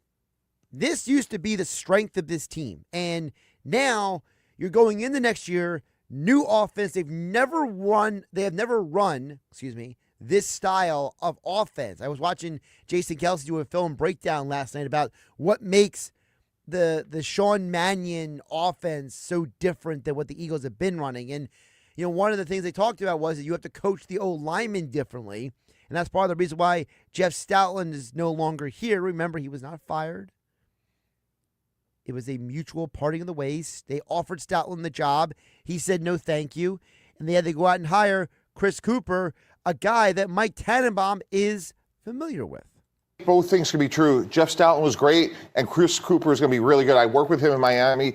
People don't really know him, but he's going to be rock solid. And one thing that you can say about Nick Sirianni, I think he has managed his staff well. Obviously, they've made some changes on the offensive coordinator, but they've had, for the most part, sustained success there. And I think Chris Cooper will be very good. It's not going to happen overnight, but again, having Lane Johnson there to help with that transition is really important. So that's from Get Up This Morning on ESPN Television. With your text messages coming up on the other side on the Whitehorse RV text board, 609-403-0973. Your thoughts on Lane Johnson's return. What are you drinking this weekend? What are you consuming? What are you watching this weekend? I got a text from Matt in Delaware we will get to on the other side as well. USA still up 1-0. About a minute 30 left in the period. Another good save there by Connor Hallebuck for the Team USA, as Slovakia is really trying to push the pace here. But so far, Hallebuck has really stood, I wouldn't say stood on his head, but he's made some really good and consequential saves. As man, Team USA is really struggling to get the puck out of the zone here. Wow, they just got it out. I mean, that puck was in the possession. They were on defense basically for like a good 30 seconds. They just got the puck back into the other zone. Is that a tripping penalty? I'll let you guys know on the other side. They might have just called a tripping penalty on Slovakia. So I'll let you know. I'm waiting for them to make this call. They stopped it. I think there's a trip. I think the USA is going to power play to finish the first period. They're separating the guys. There's a little bit of chatter. Quinn Hughes is not happy. Oh, Quinn Hughes is really mad. Oh, boy. Yep. So they're going to call the trip. So the USA goes on the power play. I'll let you know what happens on the other side. Josh Hennig filling for Mike Gill here on the Sports Bash, 97.3 ESPN FM, the 97.3 ESPN mobile app, streaming live on YouTube and X at 973 ESPN. It's the Sports Bash with Mike Gill. And I am the voice of the voiceless. On 97.3 ESPN and the 97.3 ESPN free mobile app.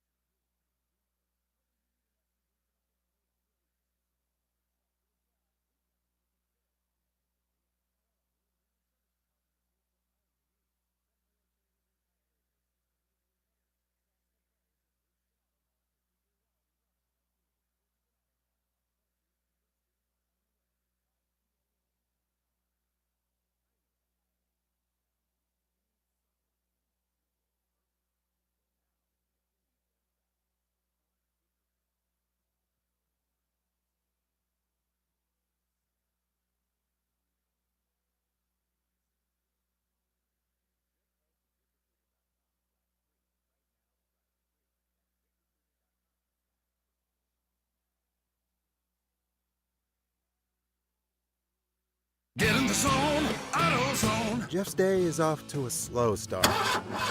So he heads to AutoZone, America's #1 battery destination, where Sammy, a local AutoZoner, tests his battery for free. Looks like he just needs a charge, and Sammy does that for free too. In no time at all, Jeff is back on the road, ready to finish the day strong. free battery testing and charging at every store. No hassles, just help. Get in the zone, AutoZone. Restrictions apply.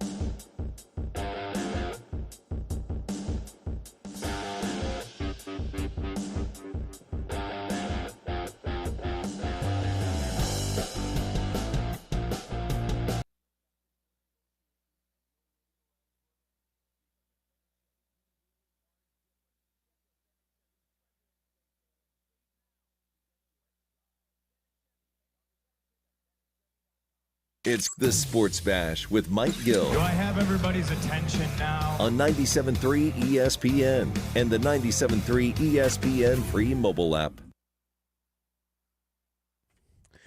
All right, this Olympic update being brought to you in the 3 o'clock hour by Broadleys Plumbing, Heating, and Air Conditioning. Broadleys is your trusted source for heating and plumbing installation for generations.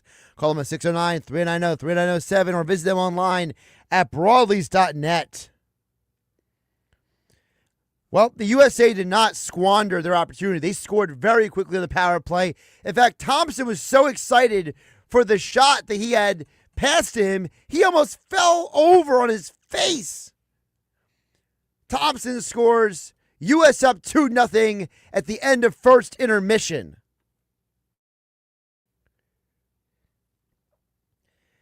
Talk about capitalizing. You got to give this U.S. team a lot of credit because they just took a 2-0 lead over a Slovakia team that's very feisty. They're not afraid to get in their face. They've basically coerced the U.S.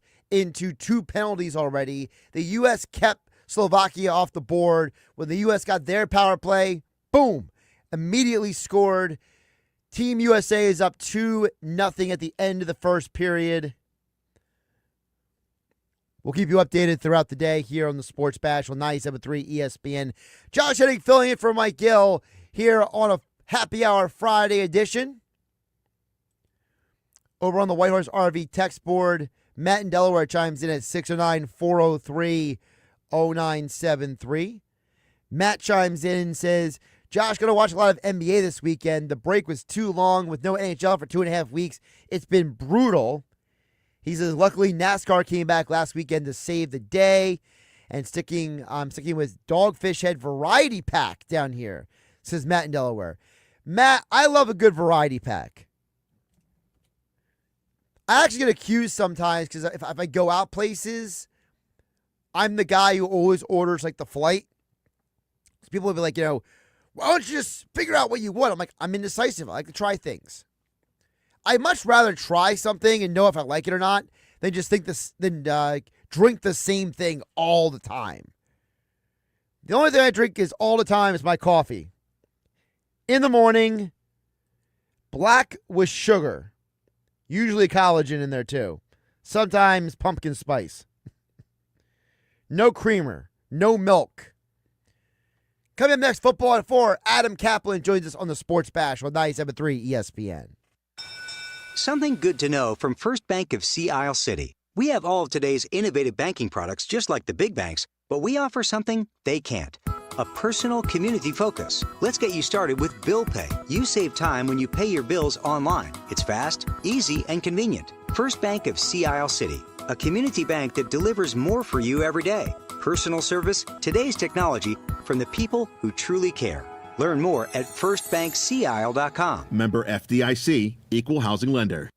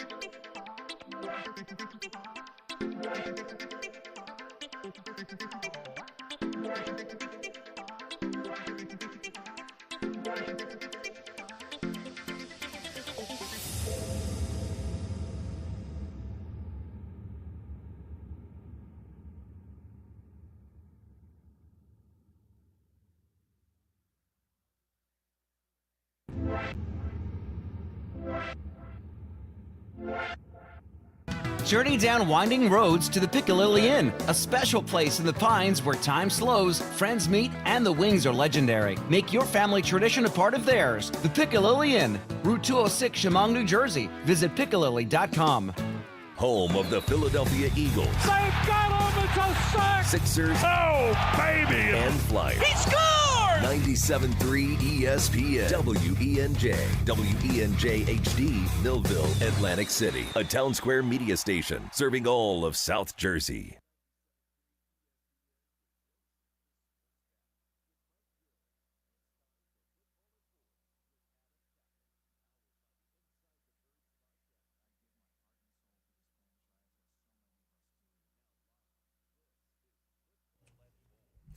Josh Hennig filling in for Mike Gill on the Sports Bash on 97.3 ESPN.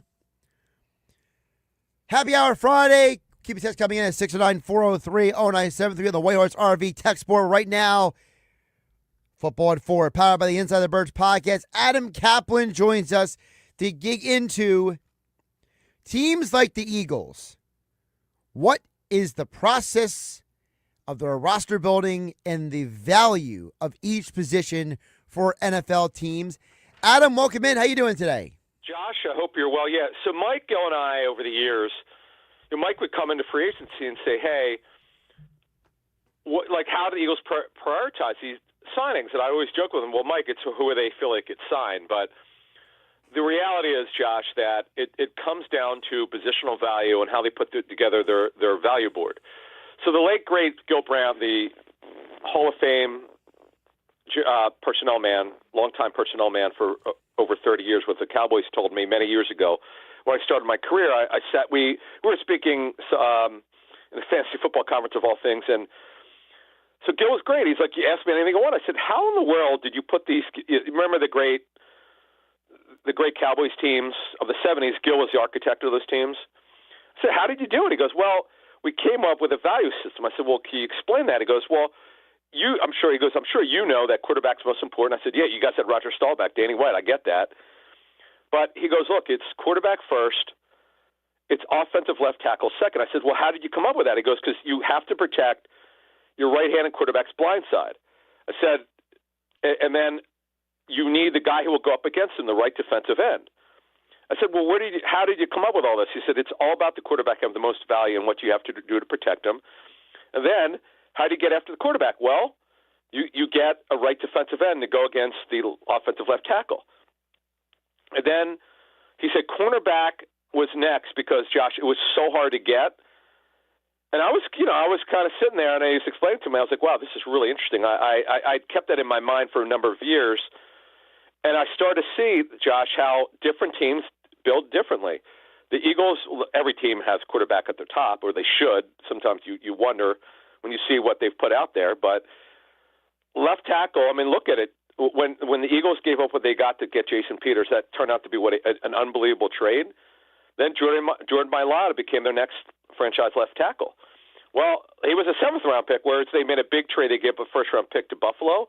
So clearly, Josh, when the Eagles gave up what they did, which, by the way, was seen as a bargain, Jason Peters made it clear. He told them he wanted out, and that hurt the Bills' value.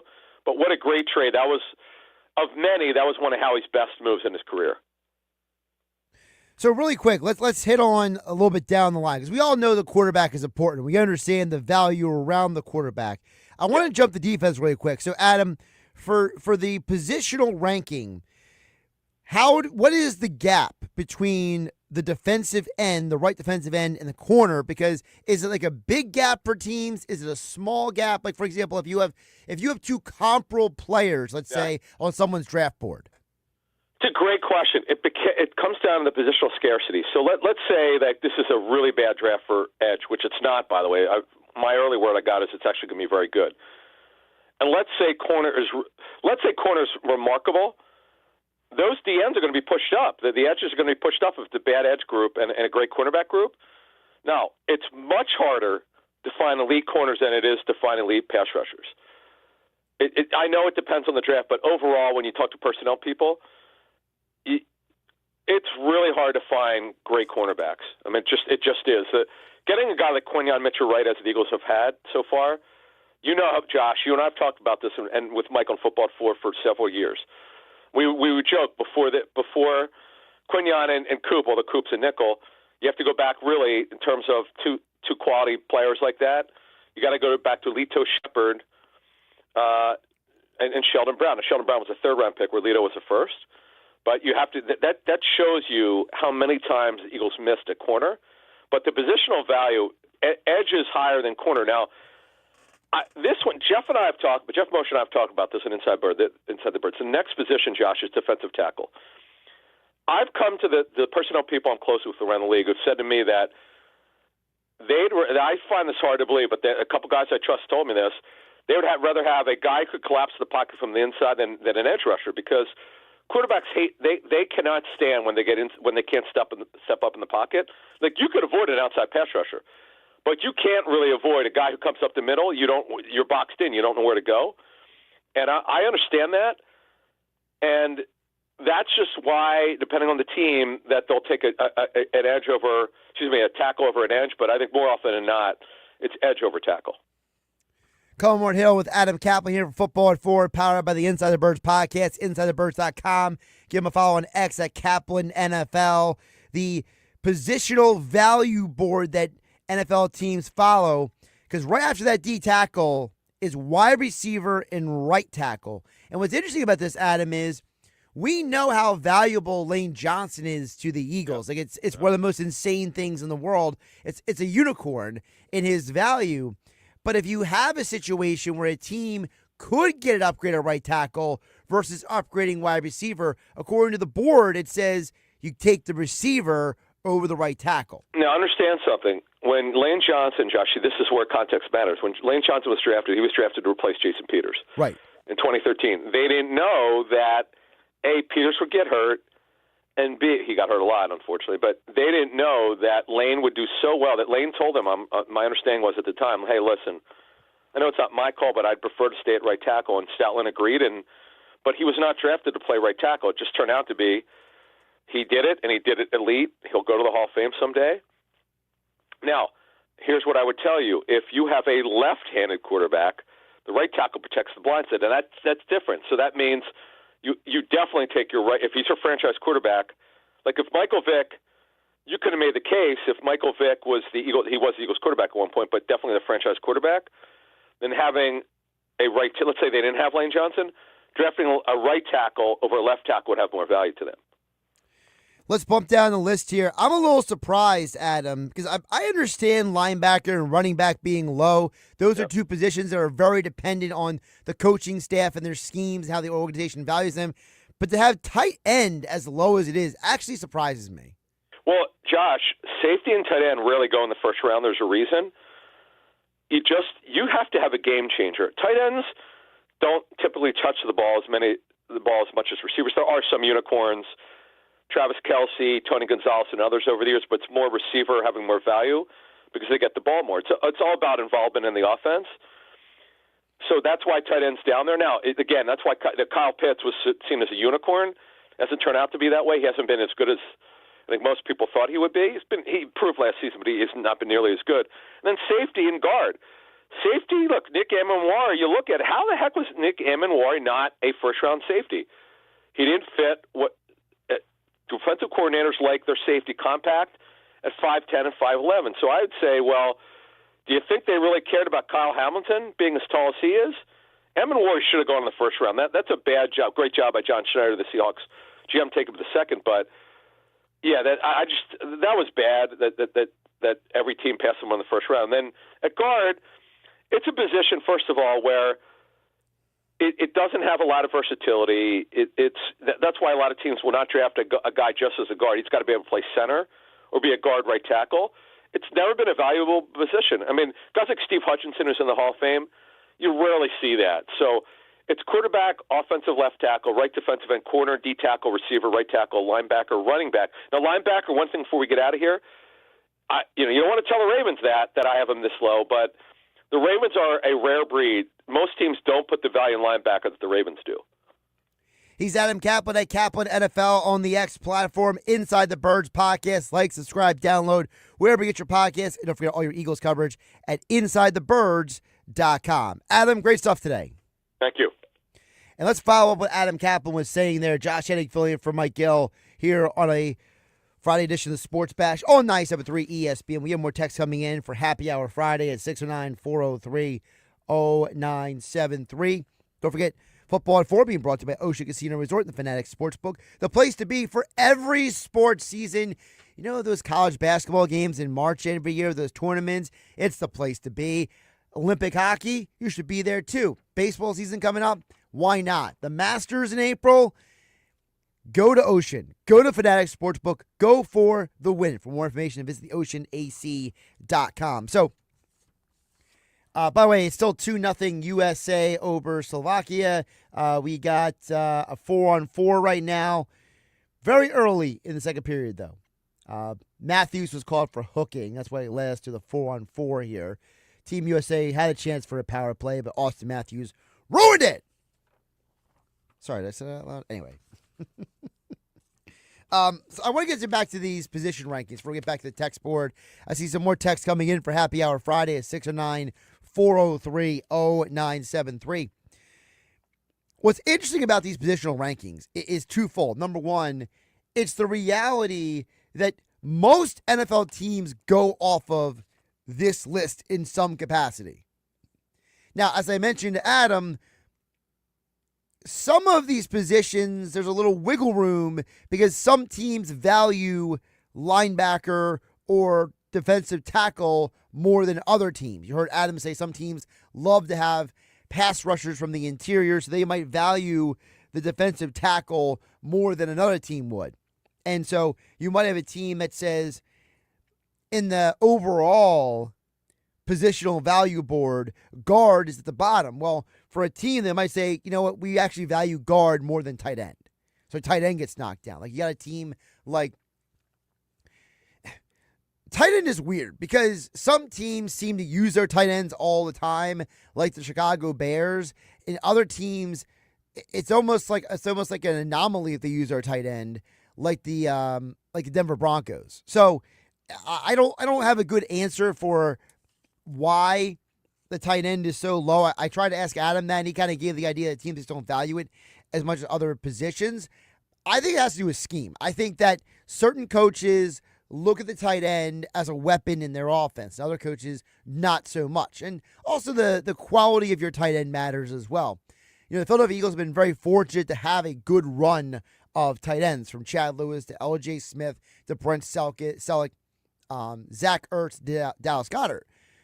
Most teams don't have that kind of lineage, you know. And so I think that probably I would say tight end could be higher on the list, but I understand why it's so low. Linebacker to me is the most interesting part of this conversation because linebacker is a position that is strictly dependent on your defensive scheme. It's a position of, oh boy, if one person says one thing, one person says another thing. You know, you look at a defense that's more of a 3-4 front versus a 4-3 front. Some defenses are very, very heavy in the it's not even a real 3-4 for some people. For some people like Vic Fangio, it actually almost functions more like a 5-2 setup or like a 4-2 setup, in that you have these overhang edge rushers who can play some linebacker, but they're not really linebackers. So it depends on who. It really is a who is going to value a position more than others. But Adam is 100% correct. At the end of the day, it all comes down to the quarterback. Not drafting the quarterback, but affecting the quarterback. Protecting the quarterback, pass rushing the quarterback, catching balls from the quarterback. That's why I think a tight end probably should be higher on this list. Running back, I understand why it's low. People don't view the running back the way they used to. Running back used to be the premier position in sports. Like people, there's that story of John Elway. If you watch the John Elway documentary on Netflix, where John Elway says that he was mad when his dad told him to be a quarterback because he wanted to be a running back because running back was cool. Quarterback wasn't as cool back in the late 70s, early 80s. So it just goes to show you the evolution of the position that, even a legendary Hall of Fame quarterback at one point didn't want to be quarterback. That's how far we've come. And so it's less about being very, very literal in that quarterback is most important. It's affecting how you impact the quarterback that's important. And it goes back to our conversation about the Lane Johnson stuff. Without Lane Johnson, Jalen Hurts struggled last year. More turnovers, fewer touchdowns, fewer yards per attempt, worse quarterback rating, etc.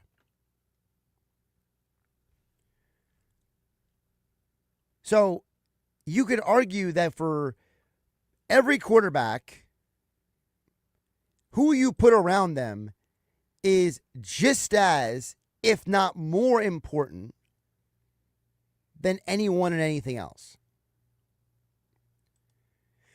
So for a team like the Eagles, just to stick with them very specifically for this example, if the Eagles were in a position to upgrade the right guard position, to move on from A.J. Brown and draft a new wide receiver, let's use that as an example, or if they were to say, look, we're going to lose Dallas Goedert, we got to invest in a tight end, who can we get who's a good pass-catching tight end to replace Dallas's impact on the offense? These are all questions that have to be asked. And Sean Mannion is a coach who comes from that Sean McVay, Kevin O'Connell, Matt LaFleur scheme. In that scheme, the tight end has value. So would the Eagles consider keeping Dallas Goedert for one more year and finding someone to draft and develop? Or do they go out into the free agent market and say, who's available? And the reason why I'm specifically going free agent, I just don't see a scenario where the Eagles, I mean, in theory, they could trade for a guy like Michael Mayer of the Rangers. I'm not denying that, but that's probably more of like a draft day 2 thing where it's like, hey, here's one of our 3rd round picks. Give us Michael Mayer. And it's like, all right, fine. Both teams kind of have some like pick swap or something. And in free agency this year, the tight end position is actually very interesting because Kyle Pitts is a Philly guy. He is a guy from the Philadelphia area. He's going to be the top free agent. Well, the problem is that Kyle Pitts is going to demand a lot of money. Do you want to commit potentially $10 to $12 million a year to Kyle Pitts? Now, if you found a way to get that A.J. Brown money off the books, maybe you're more likely to commit to that money for Kyle Pitts. Otherwise, you're kind of going to go bargain basement hunting, right? The Isaiah Likeleys of the world, the Cade Ottens, the Tyler Higbees, Tyler Conklin, Noah Fant, Darren Waller.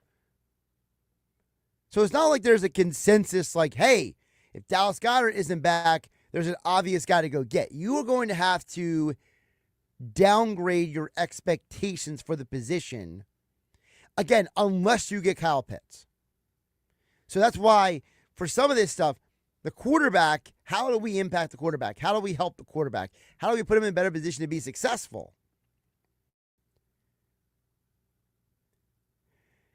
And you don't think all the other 31 teams are thinking the same way? The Kansas City Chiefs had a huge, huge drop-off last year. Their offensive weapons had a major regression across the board. And while Travis Kelce is not officially announced whether he's coming back or not, even if he does go back to Kansas City, he's a 36, turning 37-year-old tight end. He's not the same guy that he used to be. If Kyle Pitts leaves Atlanta, and let's say he goes somewhere like to use an example, Minnesota. Or if he goes to the Patriots. Or what if he goes west? He goes to a team like the Chargers. He's going to be a massive upgrade. David Njoku, not a massive upgrade. Nice player, good player, injury history like Dallas Goedert. Maybe he's not going to get the full max on the market value. So part of the Eagles' offseason to-do list, if I'm going off of what I understand, is number one, you got to make sure you improve the pass rush. Edge rusher is number 3 on this positional value board. They have to make a tough decision. Are you bringing back Jalen Phillips? Are you not bringing back Jalen Phillips? Number 2, if Dallas Goedert is not returning, who are you replacing him with?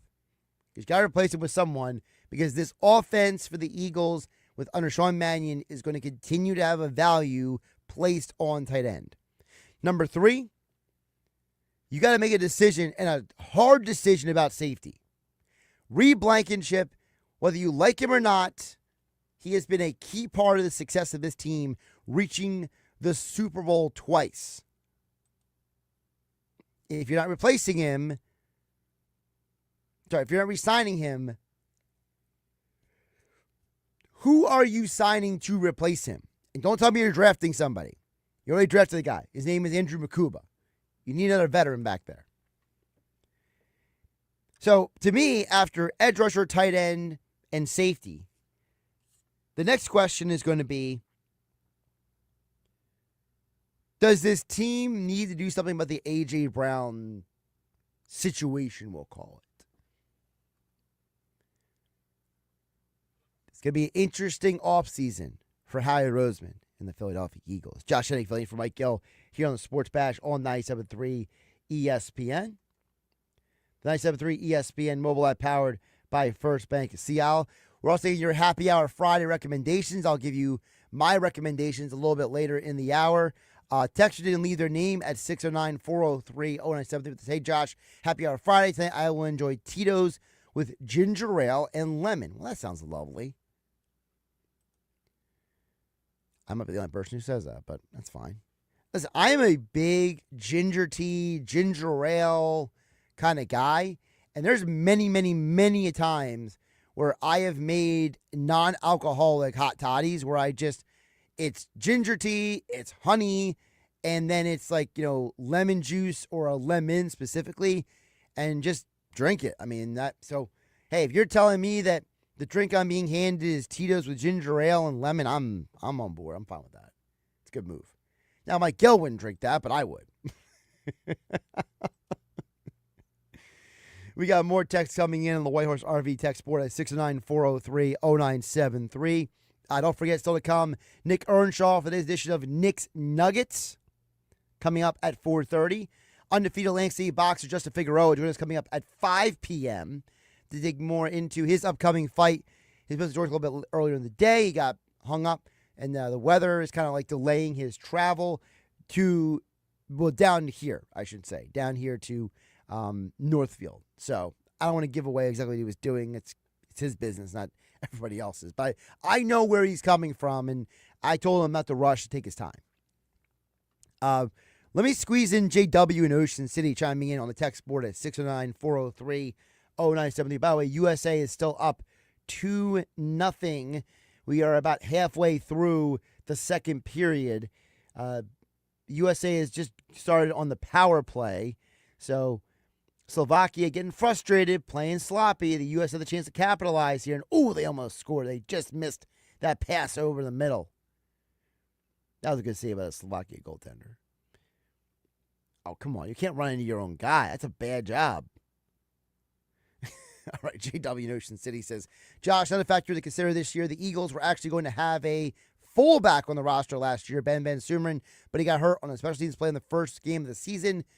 Many of his coaches like Shanahan and the Harbaugh brothers use tight end and fullbacks. I don't know if Ben is going to be okay this year, and if he's coming back, we might be looking to fill that position as well.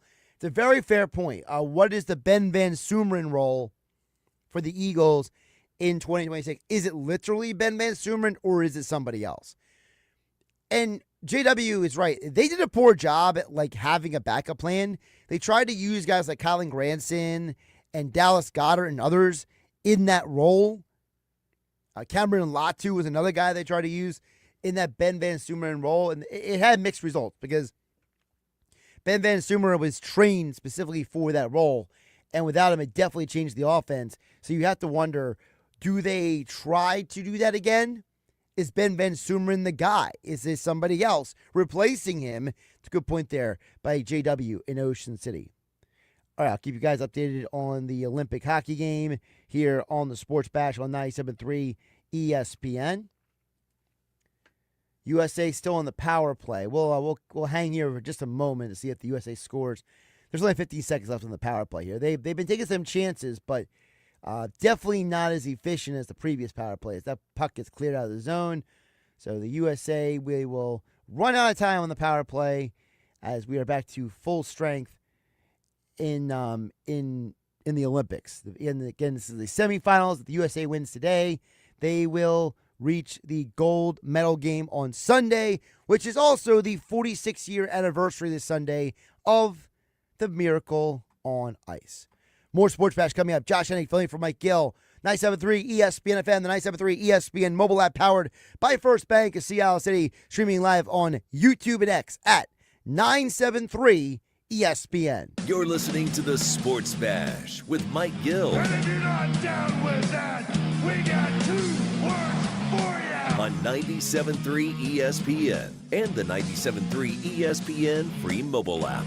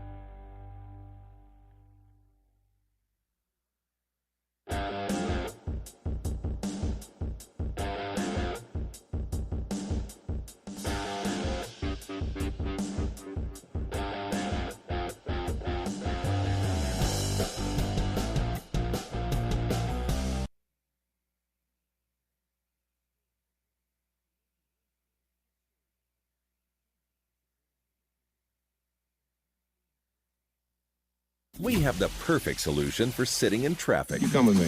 The Sports Bash with Mike Gill on 97.3 ESPN and the 97.3 ESPN free mobile app.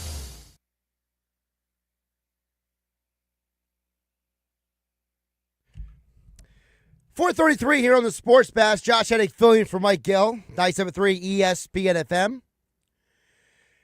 Team USA now up 4-0 on Slovakia. If you had any doubts if Team USA was going to advance to the gold medal round,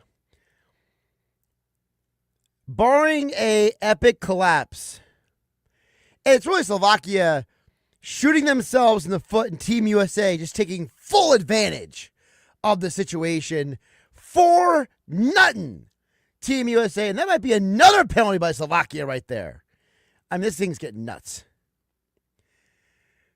Nick Earnshsaw joining us here on the Sports Bash for today's edition of Nick's Nuggets on 97.3 ESPN. Does Nick Earnshsaw know the relevance of if Team USA advances to the gold medal game on Sunday? Enlighten me, Josh. Enlighten me. This Sunday is the 46-year anniversary of the Miracle on Ice. Oh, it's this Sunday, huh?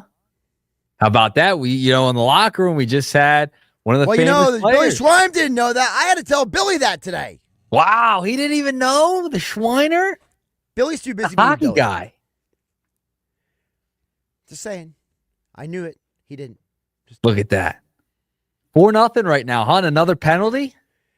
Well, what happened was before I went to break, Slovakia went on another penalty. The USA scored, and then they came out the penalty, and they scored again. Slovakia is very feisty. They're trying to make this an ugly game, and the more ugly they make it, the more the U.S. just capitalizes on it. USA, baby. Let's go. Let's wrap this thing up. All right, let's move along. Let's move along in this Olympic Games. But it's awesome. USA probably going to come away with a victory. Hopefully, knock on wood. Don't want to do a broadcaster's jinx as we sit here right now. We get into these Nuggets. I see Josh. He is knocking on wood back there in the 97.3 ESPN studios. Had to find it. You did. All right. Nugget number one. We got to get into this Sixers last night. Tough watch last night. Not going to lie. That's a nice way of putting it. That was a tough one. And I want to start with what Tyrese Maxey had to say in the quote that came out after the game. After last night, the loss to the Hawks. He said, quote, "I'm having a successful year, but I played 3 different roles." Mm-hmm. Okay. Lot to unpack here with this, Josh, because, listen, Tyrese Maxey's doing it all, and he's having a fantastic year. My concern is, and I've brought this up multiple times with the Nuggets, with Mike, I've brought it up with you, I've brought it up with Schweiner, everybody on the air, is that they are playing Tyrese Maxey a lot. And you could kind of tell before the All-Star break, he looked a little tired, Josh. You could just tell. And then last night, he's like, man, having a great year, but I had to do everything, essentially. And listen, no Joel last night. He's hurt. They got some relatively positive news on the Joel front. He will travel with the team to New Orleans against the Pelicans for tomorrow's first game of a back-to-back. But this is a team that I don't know about you, Josh, but the vibe has been shifted since they traded Jared McCain. This doesn't feel like the same team when it was on that run before. They beat the Rockets, the whole thing early in January, and it felt like, all right, this team's awesome. And then Paul George gets suspended. All right, and then Jared McCain gets traded. Ever since then, this team has not even felt the same. I know they haven't looked the same. They haven't looked great on the court. That's been part of it. But they haven't felt the same. The vibe has shifted since that trade deadline. When Joel made those comments about not ducking the luxury tax and getting players in here to help go on a run this year, they didn't do that. And the vibe when they moved on from McCain has definitely shifted. And you signed Campaign. Don't love Campaign's a nice player. You can hit 3 every once in a blue moon. But yeah, Jared McCain here, who was a young player, just needed to find his footing. I think he'll find it just fine in Oklahoma City. But something changed, Josh, and you noticed it again from the tone of Tyrese Maxey last night. Well, listen, you're right initially what you said. if we get back up, you said about the McCain deal. I've been saying this for a while now. They are now, and well, now it's even worse. They've lost 4 of 5 since trading McCain. And I told this to Scoop B. We had him on earlier. I said to McGarry. I said it yesterday. I said it to Keith Smith on Wednesday. I've been saying it all week. All right? All week, Nick. Daryl Morey, Dave Dombrowski'd this deadline. Yeah. Okay? He said, well, no one else really got that much better. He totally tried to downplay what the Celtics and the Cavs and other teams did, ignoring the fact that he did nothing. We know what happens if you do nothing, but somebody else does something, that means they're ahead of you. And Daryl Morey grossly miscalculated this deadline. Anyone with half a brain knew they needed rebounding, outside shooting. They needed more depth. Campaign is not the answer. If you had the picks, now I will say this. Scoop B brought this up earlier on the Sports Bash. He said that he thinks that teams like the Sixers were waiting and waiting and waiting for the Giannis situation to find its way. And then when it didn't, it left people at the altar, basically, without like a bride. Well, the problem is that teams like the Warriors pivoted. They say, we're not getting Giannis, we'll get Porzingis. Okay? That's what they did. The Sixers didn't pivot. They were kind of just let them be like, hey, we got draft picks. And it's like, well, doesn't matter now. No, it doesn't. And you saw the New York Knicks. They go out and get Jose Alvarado, right? Like He would look nice on the Sixers. Not the Phillies Jose Alvarado, the basketball player Jose Alvarado, just so I'm clear. But he's been a nice piece for them. I know they lost to the Pistons last night, but still. Speaking of Alvarado, did you see the video of him striking out Adolis Garcia and then like trash talking the entire time in spring training? Yes, I did. A little fire out there in spring training. You gotta love it. Yeah, you know. But no, I mean, other teams made moves. But even if you're the Sixers, you should have been content with the roster you have and filled in around the margins. Maybe move off the Oubre contract. Keep Jared McCain. Remember what we talked about before the year? Oh, the Sixers have all this depth at guard. Well, now you moved on from McCain, and what happens if Grimes is out? You don't have no depth now. Well, really quick. Campaign is left? Come on. Really quick. You could have unloaded McCain and then used those picks to get something. Right. You didn't have to just sit there and be like, we got picks. Like, no. You had time. You know, you had time to say, look, we brought – I don't even know who the guy would have been. I don't want to just throw out names. Throw out names. But, like, sure. You could have done something that showed the fans, that showed the rest of the league, right? Showed Joel that, you know, how serious we are. And by the way, are we really sure that Joel is injured?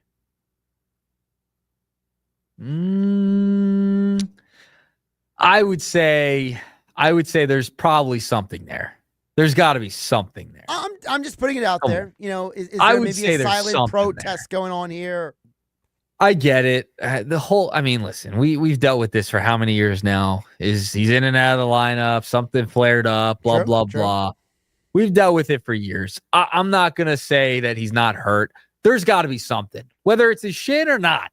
I mean, something's there. I don't think he's just sitting out.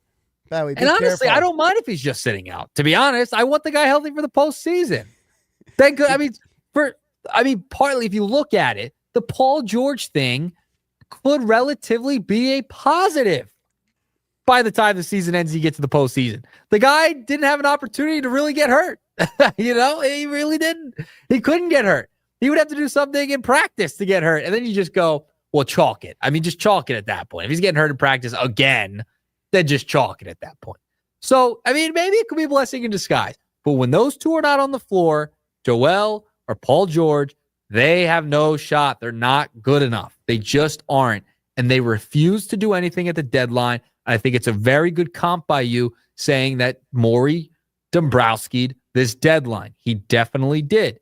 And listen, I think Morey is a relatively decent executive. I think he's a good executive, and he's put together some pretty good teams in the past. However, he blundered this one. He blundered the deadline this year.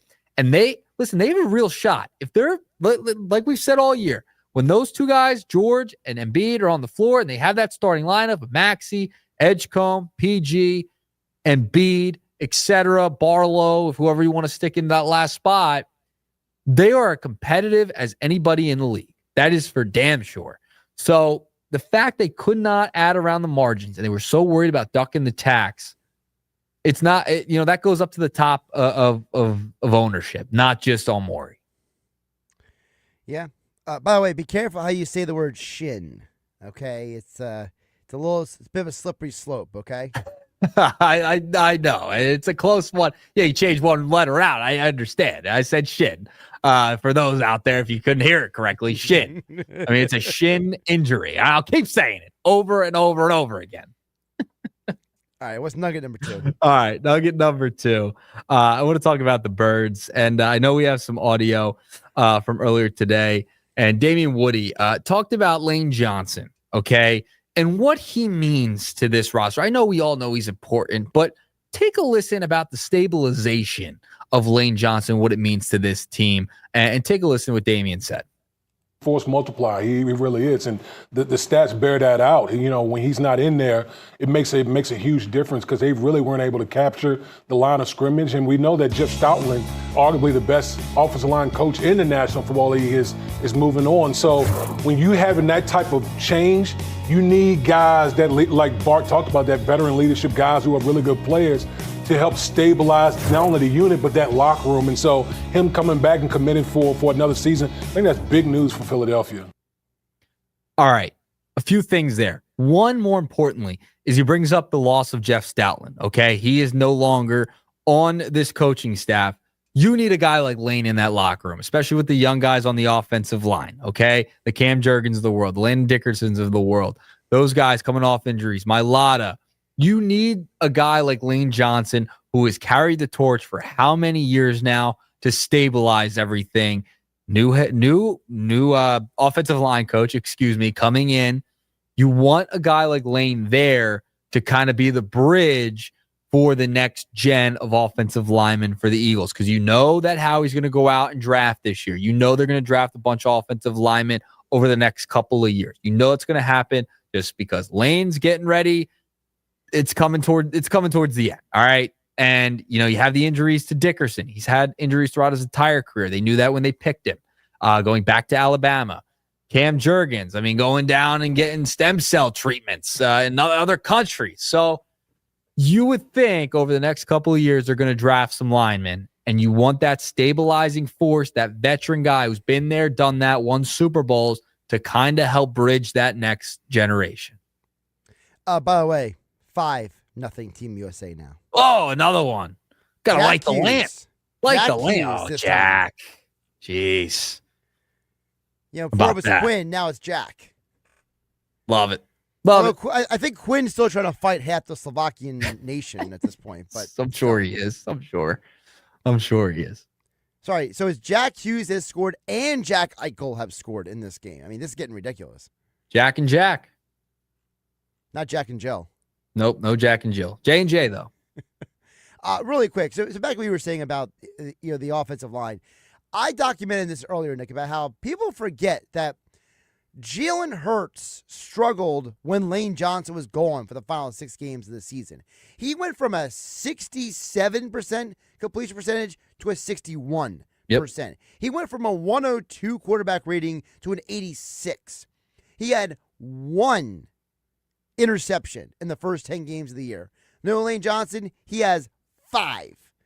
So obviously, for all of the whining and complaining about Jalen Hurts, we have to ask the question, is Jalen Hurts regressed, or was he just missing the most important player on the offense? Okay, but what if Lane retires? Let's say when he retires, what's going to happen? Are they just everyone's just going to regress and it's over and we stink, or they got to find a replacement? They're going to have to figure out who the next guy is in Lane's spot at right tackle. That's how important Lane's been to this organization, to this offense, to multiple offenses over the years. When he is not in there, it's not a good thing. They don't play well. He is the anchor. And I said this when he went down, when Jalen Carter went down as well. Those two guys are anchor type players that set the tone for the rest of whether it's the offense or the defense. That is Lane Johnson. And with him not in the lineup, and you just mentioned all the numbers, it is not privy to wins. It just doesn't happen. Well, and again, this goes back to the question I have asked that we haven't really ever gotten a straight answer about, which is, I don't believe for 1 minute, Nick Earnshsaw joining us for Nick's Nuggets, by the way. Josh Hennig played for Mike Gill on a Happy Hour Friday edition of the Sports Bash on 97.3 ESPN.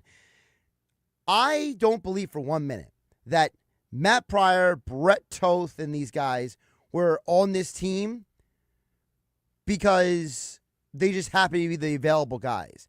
Jeff Stoutland had a say in some level of who was coming into the game, who was the backup O-lineman, who was filling what void, right?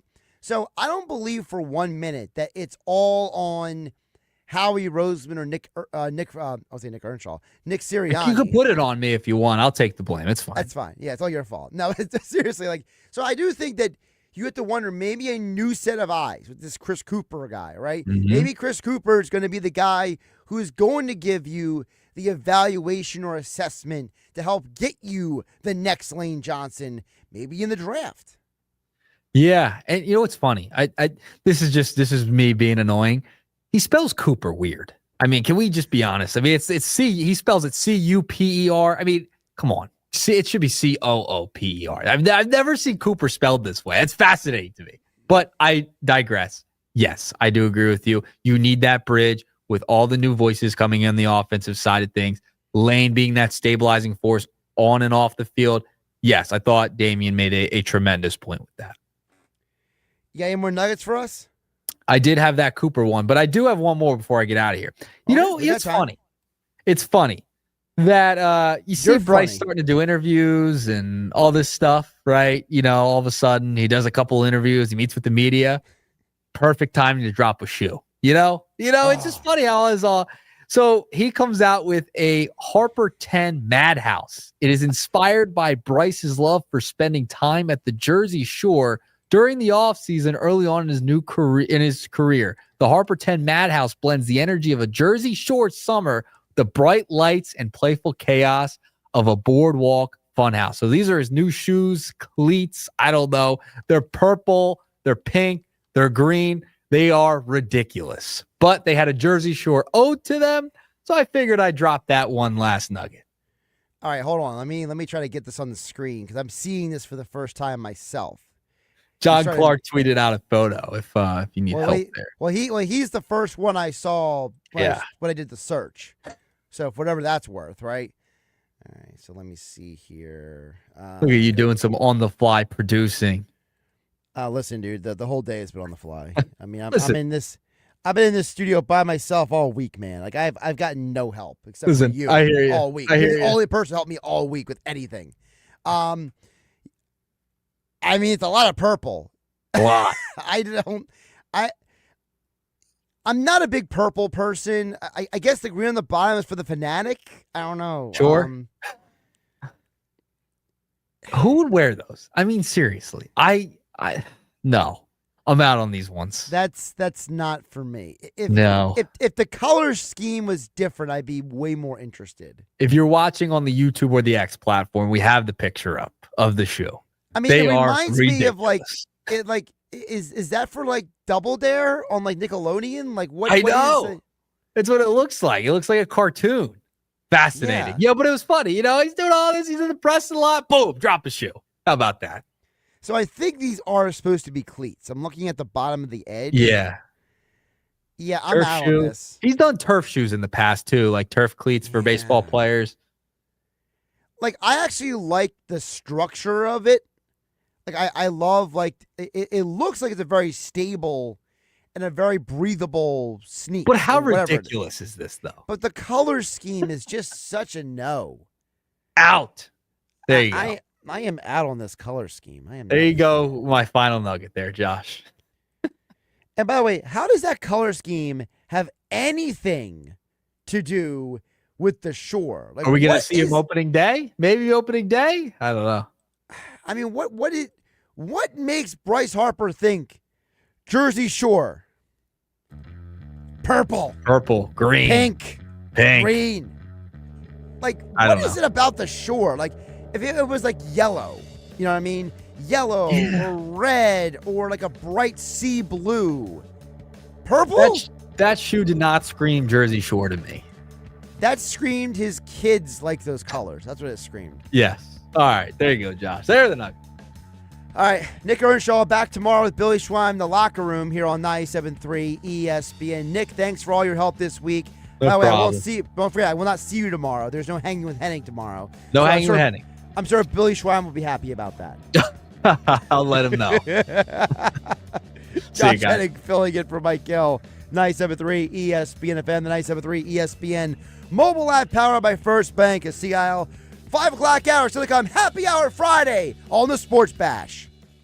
Saturday morning in the locker room with Billy Schwein, producer Nick Earnshsaw, and my intern Aaron Ewing joined me in the studio. With the passing of legendary captain of the Avalon Beach Patrol, Murray Wolf, we'll talk with a lieutenant of Avalon Beach Patrol, 3-time South Jersey champion Craig Whitehead. The Phillies start grapefruit play. The Sixers return to action, and the Olympics finish up on Sunday. We'll cover it all. Plus, we'll get our high school athletes in the spotlight with Fran McLaughlin, brought to you by the Philly Pretzel Factory of Egg Harbor Township. It's the locker room with Billy Schwein, Saturday morning from 10 a.m. to noon on 97.3 ESPN.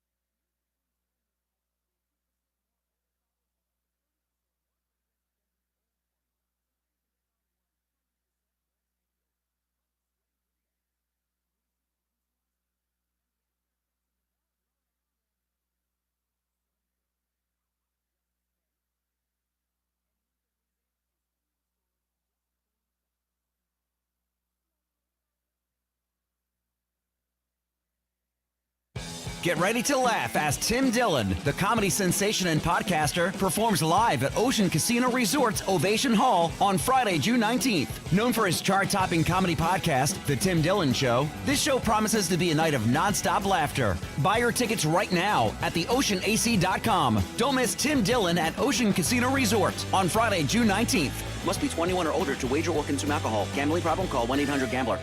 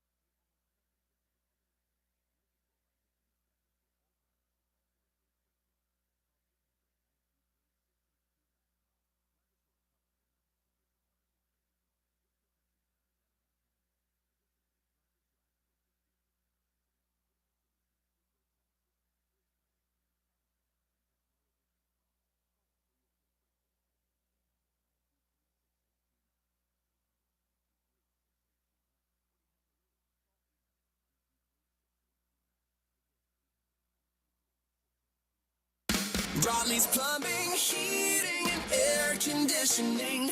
The name you know, the service you trust. Stay warm and worry-free this winter with Broadlease. From fast repairs, trusted service to full system replacements, they've got you covered. Ready to upgrade your old furnace, boiler, or water heater? Get a free quote today to lock in off-season pricing. 0 interest financing and 0 down. 609-390-3907 or visit broadlease.net. The name you know, the service you trust.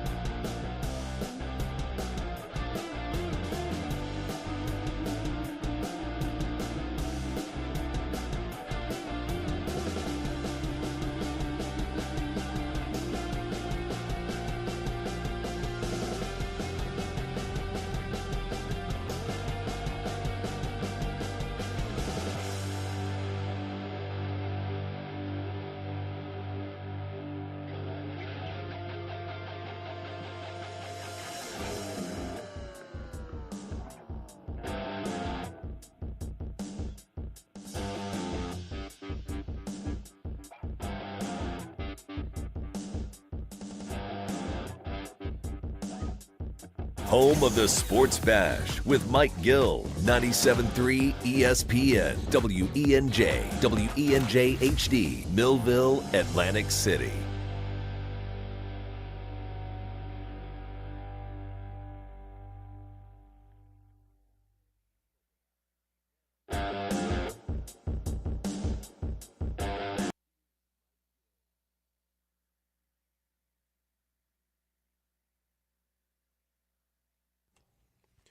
Five o'clock hour of the Sports Bash. Josh Hennig hanging out with you on 97.3 ESPN. Yeah, hanging with Hennig for a happy hour Friday. How about them apples?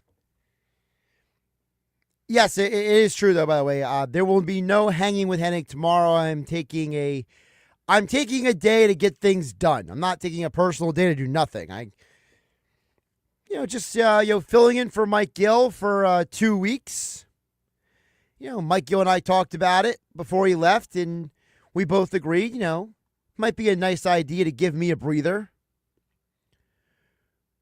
But, he's not taking a breather.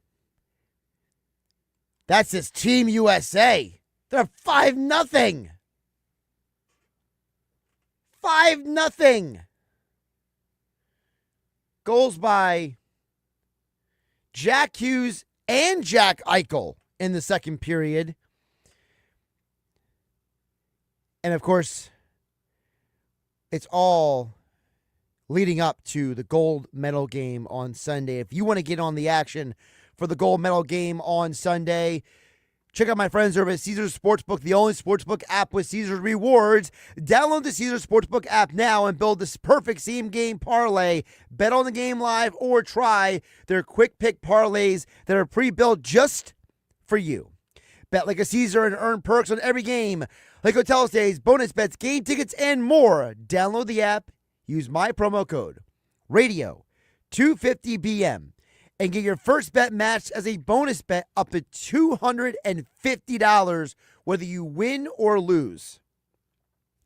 Open to new users in New Jersey who are 21 or older. Minimum odds minus 500. Award as a non-withdrawable bonus bet that expires 14 days after receipt. Bonus bet amount not returned. For winning bets, void where prohibited. See Caesars.com/promos for full terms. If you or someone you know has a gambling problem, call 1-800-GAMBLER. All right, we got a lot to get to still this hour. Josh Hennig hanging out with you on 97.3 ESPN. Apparently, it looks like it stopped raining, at least for now, outside. So hopefully Justin Figueroa is safe in his travels. We hope to connect with him at some point this hour here on the Sports Bash on 97.3 ESPN.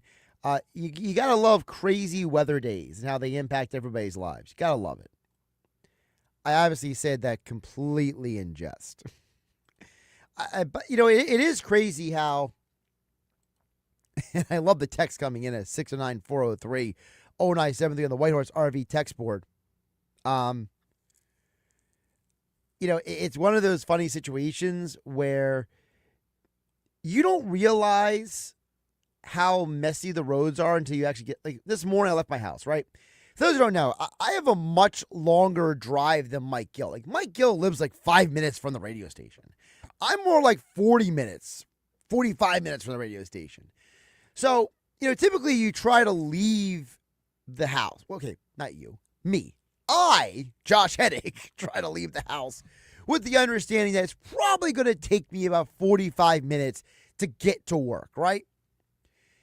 Well, the problem is that there's many a time where in your mind you're thinking, it's 40, 45 minutes.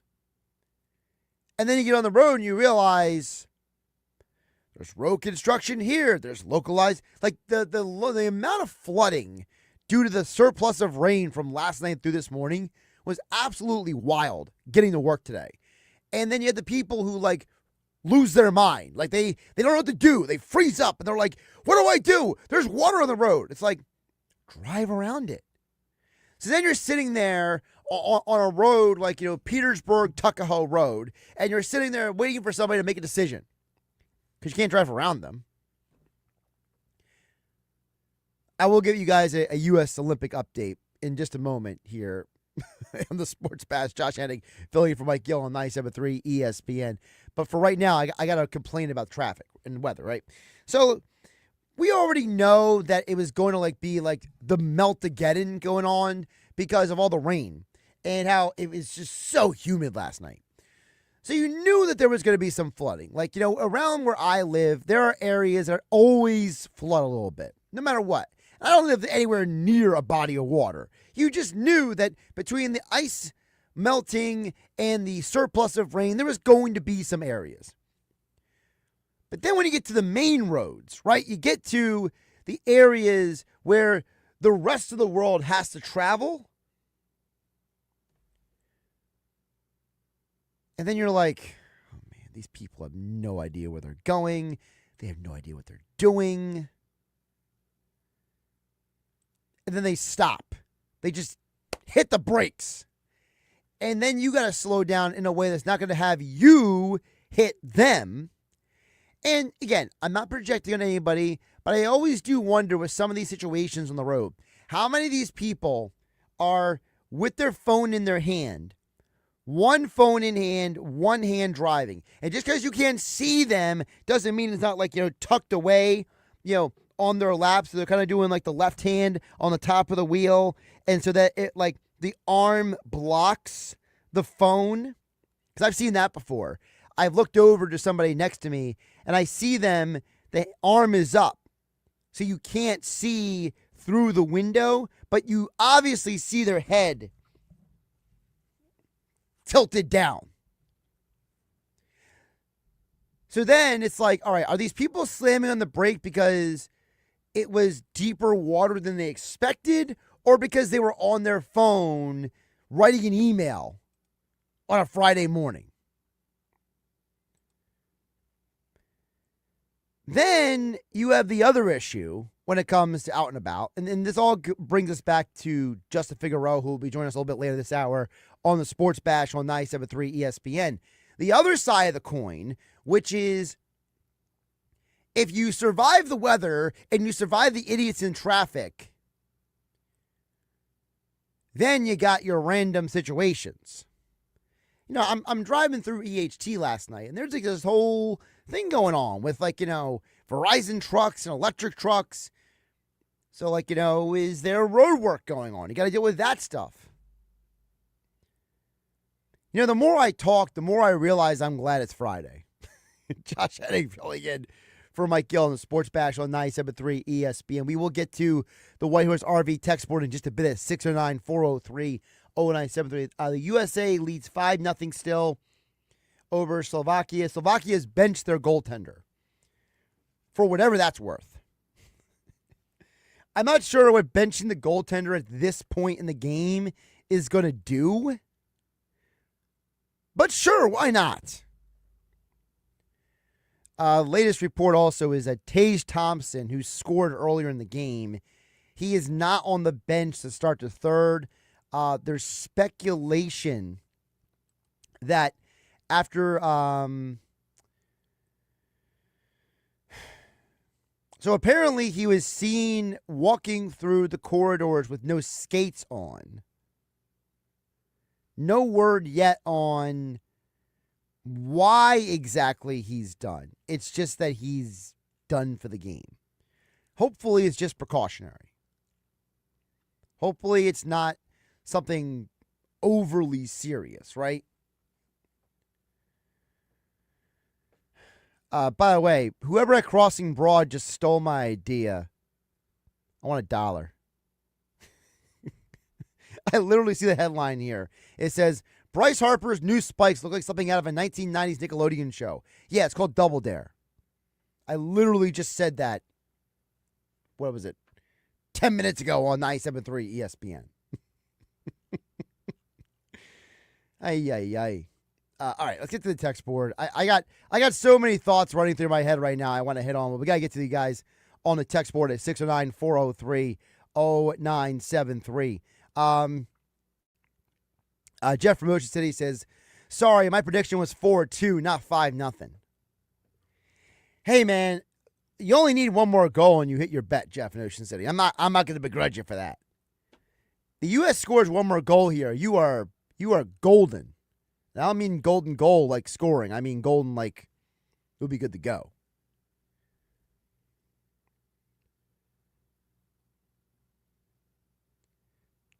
Don't mind me, folks. I'm just checking my phone because I'm waiting to see when Justin Figueroa is going to be coming to the studio. Wow, another save by Hallebuck. This dude's having a game. Can I just bring up the fact that Hallebuck is having a game again? I mean, you got people... Oh, he didn't save it. It did get through. Wow. I got to see the replay of that. That looked like he saved it. All right, let me see here. Slovakia, they come up the side. The puck rolls. Oh, wow. That's why it went in, because he turned the wrong way. That's a brain fart. Poor Hallebuck. I thought he might have reached out and got that. Nah, I got by him. That's a bad job by him.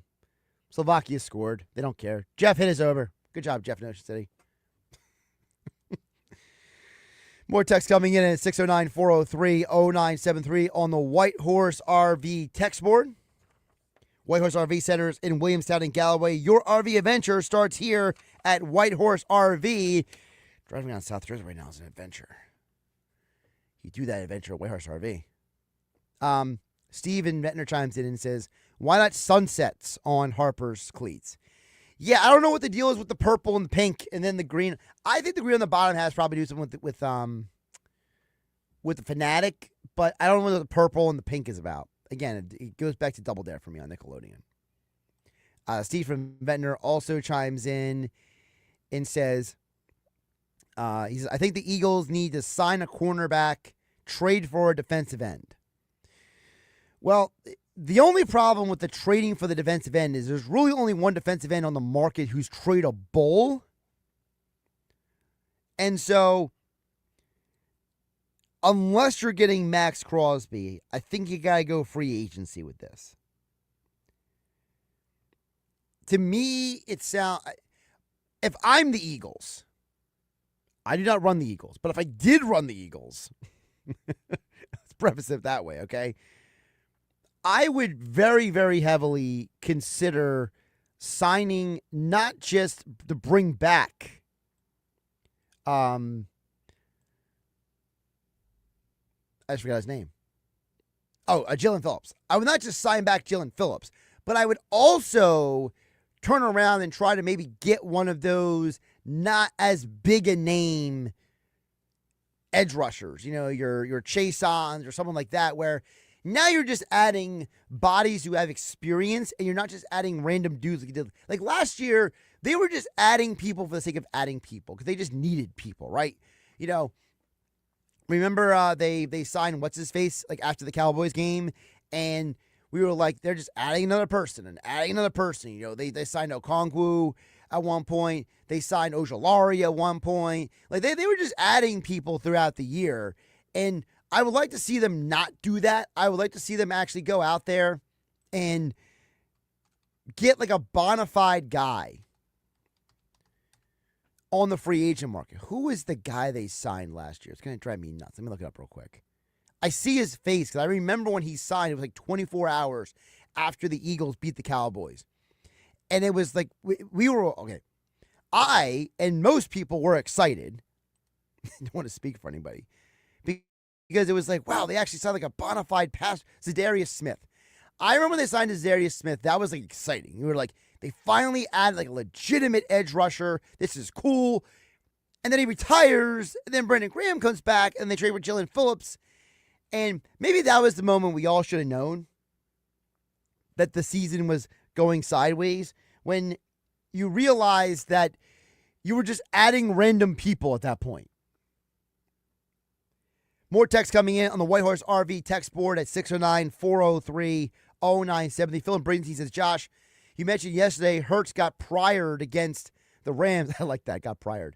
Surprised he didn't end up on the he didn't end up in the ER or on the IR with one of those hits. I'm glad Lane is back, but they definitely need much better depth across the O-line.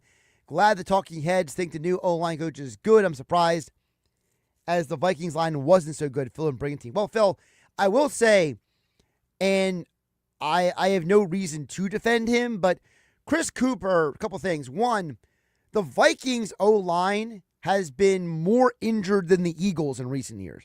Like they were on the backup to the backup center for a handful of games last year. So their O-line was horribly injured. At one point, I think it was like the middle of the season, like 7, 8, or 9, they started all backups last year. The Eagles didn't even do that last year. The Eagles still had Mailata and what's his name? Well, an injured Dickerson, but they had Mailata, injured Dickerson, and Tyler Steen, even when Juergens and Lane Johnson didn't play. The Vikings at one point had all backups starting on their O-line. So I wouldn't judge what you saw from the Vikings O-line last year as a measure of who Chris Cooper is. I think the measure of Cooper is more, one, he played offensive line in the NFL. So he's bringing a perspective as someone who has played the position, and he did it for almost a decade in the NFL. as a starter.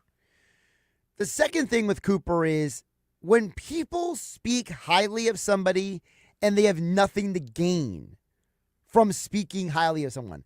It's not like the people who are speaking highly of Chris Cooper are like, family friends, people who are looking for a job with the Eagles. It's generally been people who either played with Chris Cooper, worked with him, or just know him through different people. That to me is a very, very, very, very, very different scenario. And so I think that that's where the positive is. It's who is speaking about him. It's not literally about what they're saying about him. I like that. Hurts got priored. That should be a t-shirt. Someone should get a picture of like Pryor getting blasted and Hurts with a look on his eyes like, I'm going to die. And it says, you got priored. Should be a t-shirt. Someone on the OC Boardwalk's probably going to do that this summer. More text on the White Horse RV text board, 609-403-0973. 11 minutes left in the third period. Team USA up 5-1 Slovakia. They're doing their best 4-minute offense. They're trying to milk this clock for everything they can. Team USA is letting them. Ray and EHT chimes in on the text board at 609-403-0970. He says, Josh, what you were talking about, that's why I always use talk to text, and it comes out wrong because I'm driving home from work when I catch the shows. And if I get a chance to text you, I always got my phone in my right hand staring down. So I don't want to do that, so I do voice to text.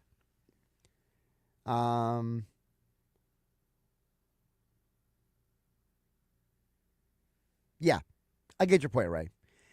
He started going a little bit deeper into the thing, and I want to misread it. So I think that's the voice to text got you to a certain point, Ray and EHT, and then it just stopped working. But I know what you're saying. It's the idea that you want to text the show like the Sports Bash or Hanging with Hennig or the Locker Room with Billy Schweim, 609-403-0970. Like, you want to join the conversation with everybody else, but you don't want to be the dude driving around with the phone in your hands. So it's the idea of you don't want to drive looking at your phone all the time. So you use the voice to text, and sometimes the voice to text is helpful. Sometimes it's completely unhelpful. I know, at least in my car, there are times that my voice, like the Google, whatever it is, I guess it's Google Assistant or it's Android Audio. I can't keep up with all these names, but it won't even read the text sent to me right. So, like, I won't even acknowledge, because then I'll be like, do you want to reply? I'll just say no, because at that point, I'm like, I don't even know if the person texted me. Like, you didn't read it right, or the system, like, didn't, like, it was too short of a text, so, like, it didn't, like, give me the whole text or whatever it is. And so there's many times that I won't even text somebody back until I get to, like, a parking lot or wherever my destination is, because I don't even want to deal with trying to figure out what was said because the voice to text reader in my car failed me. So then why am I it's a funny next text. If I can't understand the text coming in to my car, why would I try sending a text out from my car at that point? Then you're just going to confuse the person who's texting you. And that's a no bueno. All right, we'll get to Angie and Tuckerton as well as Kristen the Villa still to come here on the Sports Bash. Josh Hennig, Philly for Mike Gill, 97.3 ESPN FM, the 97.3 ESPN mobile app powered by First Bank. As CIL coming up side, we will talk with Justin Figueroa. Of course, he will be fighting on Saturday, March 7th, Tropicana AC Showroom in Atlantic City. Hear from him and more of your text still to come. Josh Hennig hanging out with you on a happy hour Friday on the Sports Bash on 97.3 ESPN.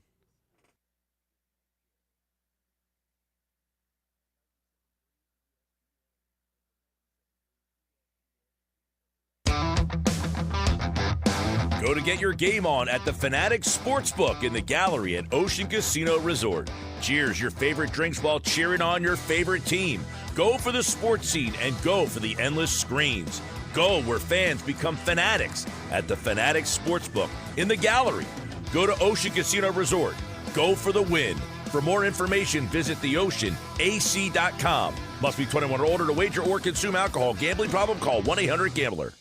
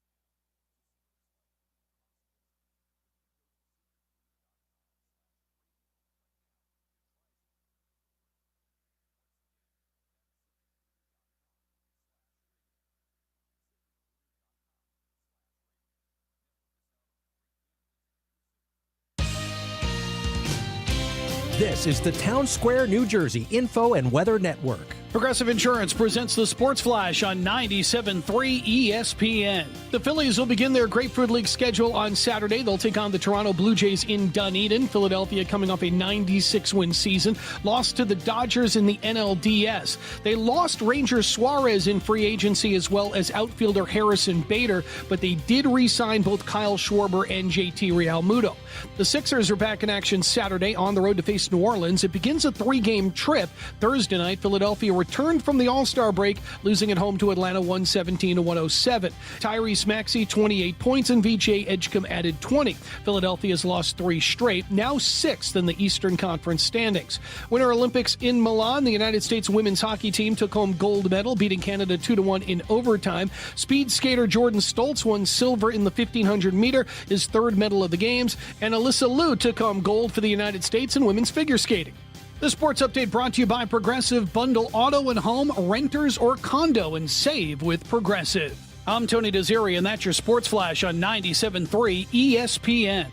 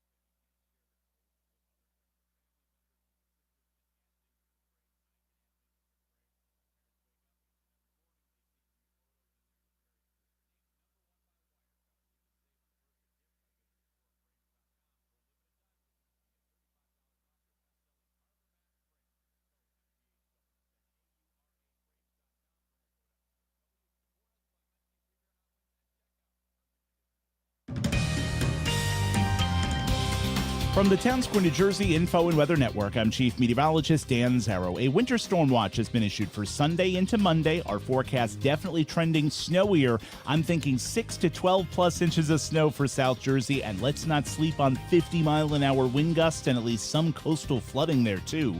Tonight, becoming clear and cool, low of 38 degrees. Tomorrow, not bad, sun and clouds, slight chance of a shower, high of 50. Conditions go downhill Sunday. Get weather 24/7 wherever you are. Download our free mobile app today.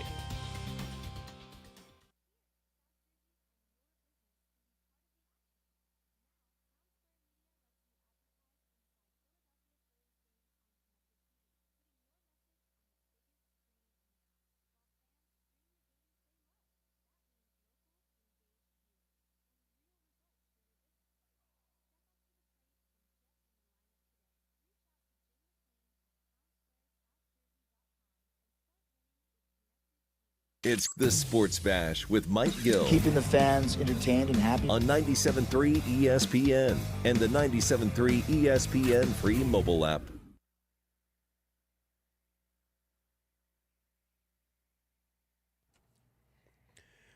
$5:28 here on the Sports Bash, 97.3 ESPN FM. Of course, we are streaming live on YouTube and X at 97.3 ESPN. Also, the 97.3 ESPN mobile app powered by First Bank of Sea Isle. As promised, he has endured, he has survived, he has reached his destination. The one and only Justin Figueroa. I got to say, your nickname might be just in time, but I think for today, your nickname should be You Survived the Weather, right? I survived the weather, the traffic, some sparring rounds. I'm here. That's all I know. I got here. Absolutely. Thank God. Exactly. Thank God. I was telling people before you came on that, like, there was one point on my drive into work today. Like, so there's an area in, like, Upper Townsend where, like, it always floods, right? Like, without fail. No matter how much rain. And, like, literally the person in front of me, like, slammed on their brakes.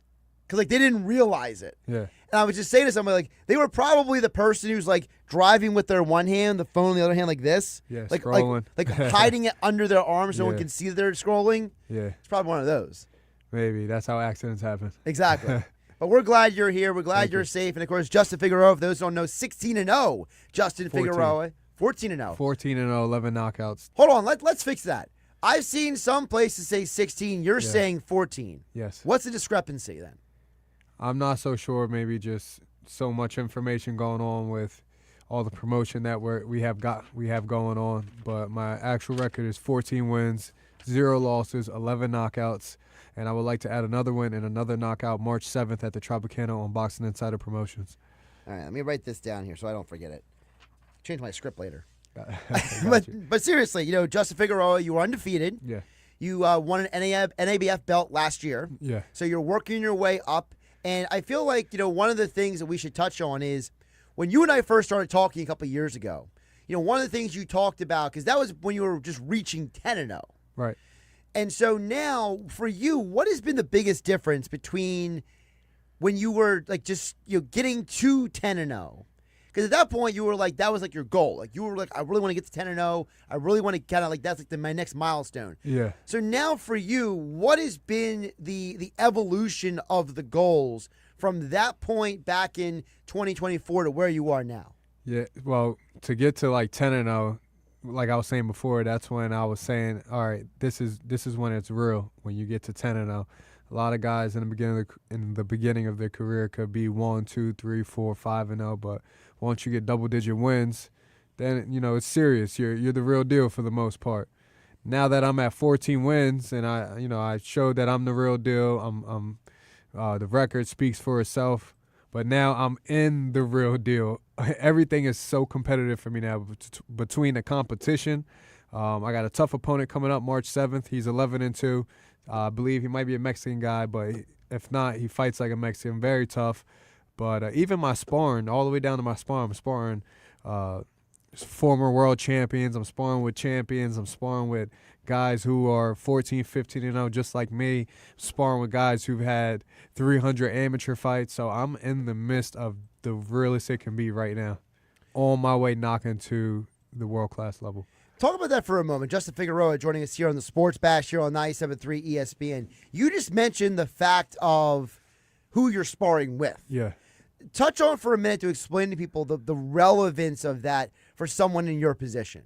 Yeah, so for me, it's like sparring, you have to level up your sparring to see what you really need to work on, where your weaknesses are, get different looks, different styles, because as you climb up the ladder, there's really no pick and choosing as you get to the top stage. You got to fight who's there. You got to fight the best when you get up there.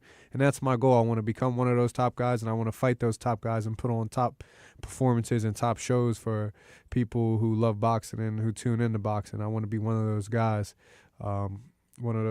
that people look up to in the boxing game. But let's talk about the sparring. For example, today I go to Philly. I travel up to Philly for some sparring today, and I'm moving around with a couple 140-pounders. I'm a 154-pounder. So these guys are smaller than me, right? Faster. Smaller, definitely faster. So I'm looking at these guys, they're a bit smaller than me. I'm like, all right, maybe because I'm closing out camp that my coach wants me to get lighter work. And let me tell you, these guys, they might have been smaller than me, but that doesn't mean nothing in the boxing ring. I mean, there's weight classes for a reason, but these guys are so fast. They were touching me up. My nose was bleeding. I went through hell today. And then comes to find out, the one kid I was sparring was the #1 amateur in the world, and he's also. Is that all? Yeah, I'm like, oh, well, great. That's nice to know after getting tagged up. I just didn't get tagged up by any 140-pounder. Lucky for me, he was #1 amateur fighter in the world, and then he's 9-0 as a pro. So it's good to get different work. And even though I'm not, how can I say, even though I'm not getting the best of all my sparrings, I'm still learning and getting through and growing through all of it. And this, to be honest, this is probably my most uncomfortable camp because of all the competition and sparring and me working with a new and world-class coach. Everything is new right now. I'm driving up to Cherry Hill for training every day. So that everything is new for me. I put myself in an uncomfortable position, and I'm getting comfortable at being in an uncomfortable position. But I feel that it's going to pay off on fight night, March 7th at the Tropicana. You got March 7th, Tropicana Showroom in Atlantic City. Of course, you can reach out to Justin directly for tickets on sale. You can give him a follow on Instagram and other social media platforms. Just look up Justin Figueroa or Justin Time Figueroa. Both of them will actually land you on him in the search results. I've learned that, actually. Because I'm one of those people that, like, I don't know about you, Justin, but, like, if I'm looking for something, I just learned yesterday there's actually a place to go through, like, your search history. Okay, yeah. I didn't know that. So I was the buffoon who was sitting there being like, let me actually search this person again so I can find them and, like, look at something or tag them in something.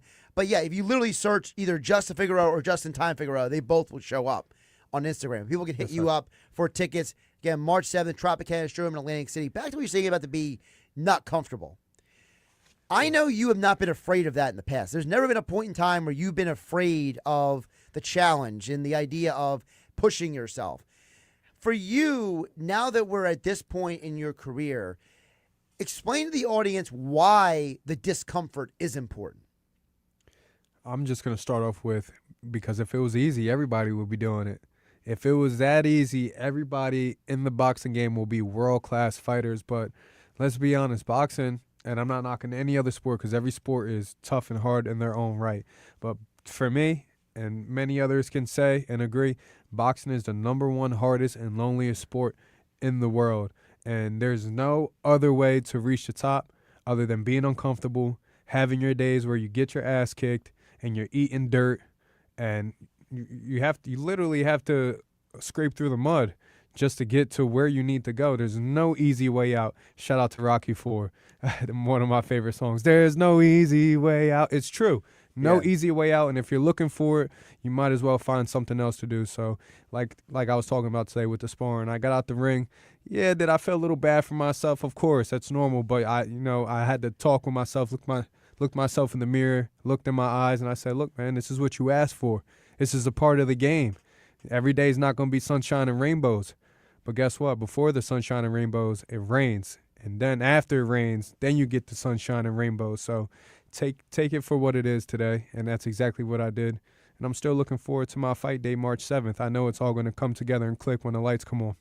It's also the part where it's, I've always heard, different coaches and fighters talk about, if you train for the worst in camp, right, it makes fight day a lot easier. Not that your opponent is necessarily easy, but for you, it's like less stress, right? It's less of a, like, oh, here it is, the moment. It's like, no, I prepared for this. Correct. I believe they say, let's hope for the worst. Hope for the best and hope prepare for the worst. Expect for the worst. Hope for the best, prepare for the worst, expect the unexpected. There you go. And that's exactly what I've been doing. Like I've been talking about through sparring, through training. I basically pretty much seen everything that I'm going to need to see on fight night. So I could see myself being in the Matrix on March 7th. That maybe when this guy comes out, it's going to be looking slow motion for me because of the work that I've been putting in behind the scenes and the competition that I've been fighting against. If someone doesn't know what sparring is guys who are fighting in boxing, but it's not being scored. It's just technically for practice, but they are actually, most of the time, actually really fighting. Right, and like for example, one of the things that I know that when I've covered different fight camps in the past is the fact that like, for example, if you know that your rounds are going to be 2-minute rounds, there's many times in sparring sessions they make it 3-minute rounds, for example, and so like now you're forcing both guys to work even harder each round. So they do little things like that during camp, like you mentioned, getting somebody who's smaller, someone who's bigger, someone who's different weight classes. So now we're kind of like almost like stretching your like mental fighting muscle. Yes, we're exactly call it the boxing IQ, and that's what I'm doing now. I'm sharpening my IQ because it's the only way. You could be faster than a guy, you could be stronger than a guy, but that doesn't mean you're gonna be able to beat that guy just because of your attributes. Sometimes it really comes down to the IQ. This is why we have, let's say football, Belichick. Let's say Tom Brady. These guys have magnificent IQs over the years through the work they put in, and that's what makes them the best. Not because they could throw the farthest or throw the hardest or the fastest, but their IQs through, going through trials and tribulations and studying their game 24/7. Couple more for Justin Figueroa here on 97.3 ESPN. Josh Hennig hanging out with you in a Happy Hour Friday edition of the Sports Bash. When you think about also the other side of the coin for you is the fact that, and one of the things that impresses me is you've gotten a lot of community support in the last couple of years. There's a lot of local people, a lot of local businesses that have really like legitimately stepped up. What does it say to you that for someone, like yourself, I saw the video of you and your dad sparring when you were still in high school, but thinking about like when you were at Holy Spirit High School, when you were like begrudgingly, doing those sessions with your dad back then to where you are now, like what does it say to you that like the community has really stepped up the way they have had to support you in your journey? Yeah, sometimes I can't sometimes I don't even have words to say. I can't even believe it, the amount of support that I have been getting each fight, and not only myself, but other local fighters around here. We've been getting a lot of love, and it's awesome. It's a beautiful thing that we could come together as a community and, cheer on for each other and hope for the best for each other and help each other out, because that's what it's all about. And I look forward to seeing that more often. And the reason I love playing other sports like football, wrestling, even though wrestling is still one-on-one, but it's still a team sport. But I love the team aspect of pushing others up, supporting others, and wanting the best for others, not only yourself. So even though I'm the only one getting in the ring, I do feel that when I get in the ring in Atlantic City, especially my upcoming fight March 7th, it's not only me, it's everyone in that stadium here in Atlantic City. Everyone who supports Atlantic City boxing here, the local guy, my opponent is going to feel the wrath of everyone, the support from everyone. And I believe that's why I'm 14-0 with 11 knockouts, looking for my 15th win and my 12th knockout. And that's where I kind of wanted to, before I let you go, which is the idea that you mentioned about all the local support, right? The fact that it's not just you who's on the card. You got other local fighters as well. I talked with Leah Lewandowski, John Leonardo, Josh Popper's obviously going to come back again. Jose Sanchez III. You got a lot of local people as well. So it's almost like, it's not just one guy. It's almost like it's almost like a rising boat raising all tides, right? Yeah. It's the idea that's like you all are kind of like lifting each other up all at the same time as part of a communal effort. Yeah, it's really cool, and I can actually say that boxing is back in Atlantic City. Atlantic City is a fighting city. Boxing is back, and who's doing it the biggest here is Larry Goldberg from Boxing Insider Promotions. He is doing it the biggest. He's making it seem like boxing. He's giving other promoters ideas and other promoters dreams that they could come here in Atlantic City and make it happen, but they're not Larry Goldberg. They're not putting in the work. They're not putting in the marketing, and they're not putting on the local talent that needs to be put on the stage like Larry Goldberg. Larry Goldberg is doing a phenomenal job, and he is the what's the word I'm looking for? He is the standard for a local promoter around here. He's the top guy here. If you want to fight here locally, you want to get on the stage, you have to fight for Boxing Insider Promotions, because that is the best promotions here in the city. Everything else, they're just trying to mimic what's going on right now. March 7th, Tropicana, Boxing Insider Promotions. Do not miss me, Mr. Atlantic City, going for my 15th win. We got Joel Sanchez coming off a phenomenal win his last fight. We got Josh Popper, which is and a Holy Spirit alumni just like myself. We got Leah Lewandowski, good-looking girl. She can fight. This card is unbelievable with local talent. And also John Leonardo. Come on. You can't miss this. It's going to be packed. Absolutely. And, of course, I'll be out there with 97.3 ESPN, as always, supporting you guys. Justin Figueroa, I appreciate you making it in today. I know you got a real busy schedule between the sparring and all the commitments that you have. But, my man, you know, I really appreciate your commitment to the process, your commitment to the craft. You know, I mean, people don't realize they don't follow you on social media. Like, this man even goes on vacation, and he's still putting in the running and the work and all that stuff. So, and by the way, you know, since you and I last talked, you know, congratulations on the engagement. Thank you very much, Josh. I told you off the air, but I figured I'd throw it on the air as well. And I think a big part of your success as well, the fact that you have a woman in your life who is supporting you as well. Correct. You're not just a solo actor over here. Like I was already saying, nobody can make it as a solo man, as an island. The support has to be there for you to reach your most fullest potential. You have to have support, and that's the bottom line. So I think everyone who's been coming out to every fight, everyone who's been cheering for me, my fiance, even Josh Hennig having me on the show promoting the fight, I appreciate all the support, and it's phenomenal. And can I drop something here? Do it. All right. So if you're looking for physical tickets for this upcoming fight, I will be at the AC Break store at the Ventnor Plaza tomorrow. If you want to pick up physical tickets, I'll be there from 3 p.m. to 5 p.m. If you want to chit-chat with me, talk a little boxing, talk a little life, I'll be there selling physical tickets.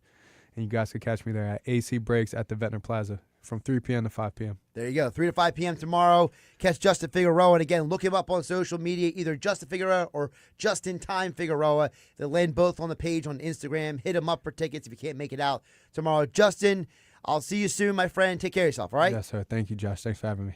Josh Hennig will wrap up the 5 o'clock hour next on the Sports Bash here on 97.3 ESPN FM, the 97.3 ESPN mobile app powered by First Bank of Sea Isle City. We are streaming live on YouTube and X at 97.3 ESPN. You're listening to the Sports Bash with Mike Gill. When I'm driving, I got a guy on the radio who talks to me. I can't see him, but he talks to me. On 97.3 ESPN.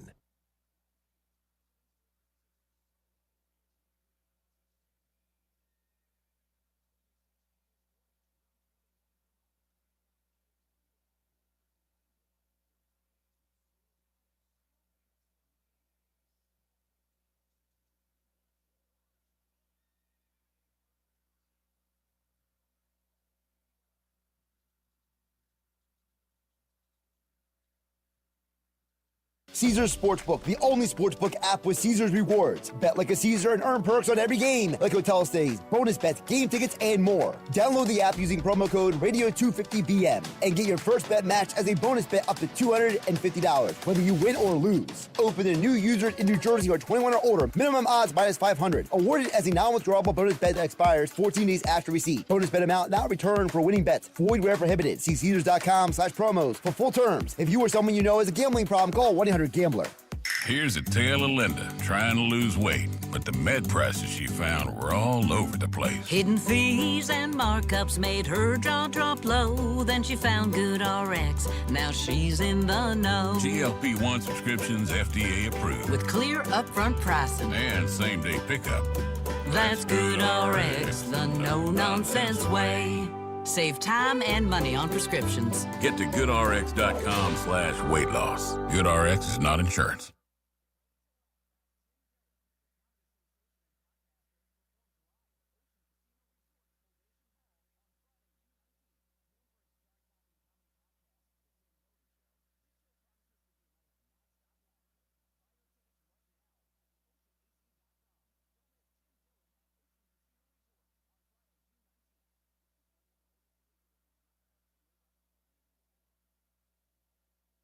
With the new IHOP value menu, $6 is all it takes to go to your happy place, where stacks of pancakes with bacon and eggs are just $6 every day. French toast, sausage, and eggs are, you guessed it, $6.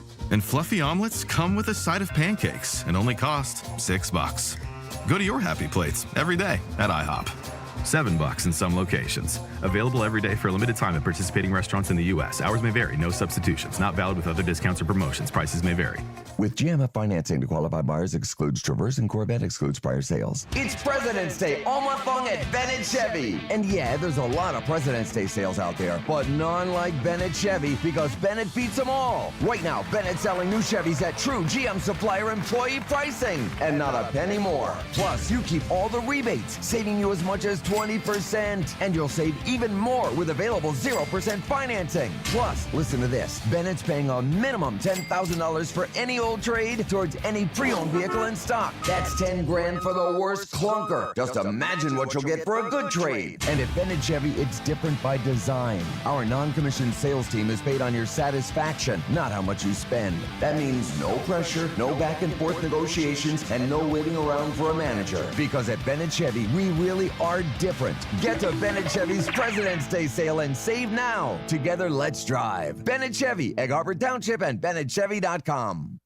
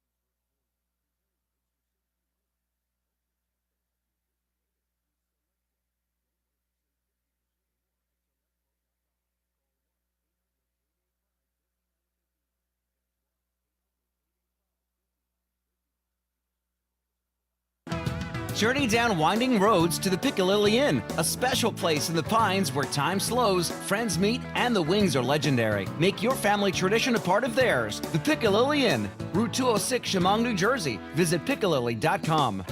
You're listening to the Sports Bash with Mike Gill. Never thought this radio stunt would catch on so big. On 97.3 ESPN.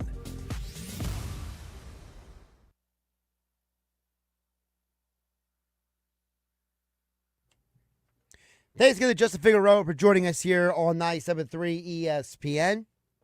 Again, March 7th. Just a couple weeks away. I've been telling you guys, it's the number one action-packed fight card of 2027. You heard even Justin say, no one does it like Larry Goldberg and Boxing Insider Promotions. Not one, not two, not three. 4 different local fighters. Actually, 5. I'm sorry, 5 local. I shortchanged the card. It's going to be a great fight night. It always is. They're always action-packed. Local fighters, international contenders. Again, Saturday, March 7th. Tropicana Showroom in Atlantic City. I'll be there. You do not want to miss out on Justin going from 14-0 to 15-0. We're glad he joined us here on 97.3 ESPN. You can contact Justin directly. Just look him up. Remember, I told you guys before, whether it's Justin, Leah Lewandowski, John Leonardo, when you support the local fighter, you're supporting the local community, you're supporting the event. So please do that. Make sure you support the people who support all these great events. Because when we turn out for these events, they keep coming back. It allows people like Boxing Insider Promotions and Larry Goldberg to keep doing what they're doing. By the way, final score is 6-2. United States over Team Canada. Team Slovakia. They will face Team Canada Sunday morning. You're going to set that alarm at 8 a.m. in the morning, Eastern time. It's got to be a little pressure whether the players will admit it or not. This Sunday, 46-year anniversary of the Miracle on Ice. The 1980 U.S. hockey team beating the Russians. Just saying. USA, they got a lot to live up to. Them versus Canada. Remember the 4 nations last year? Canada won the second time round. Keep that in mind. Let's finish up the show getting to the Whitehorse RV text board right now at 609-403-0973. By the way, it looks like Team Canada is a minus 1.5 goal favorite.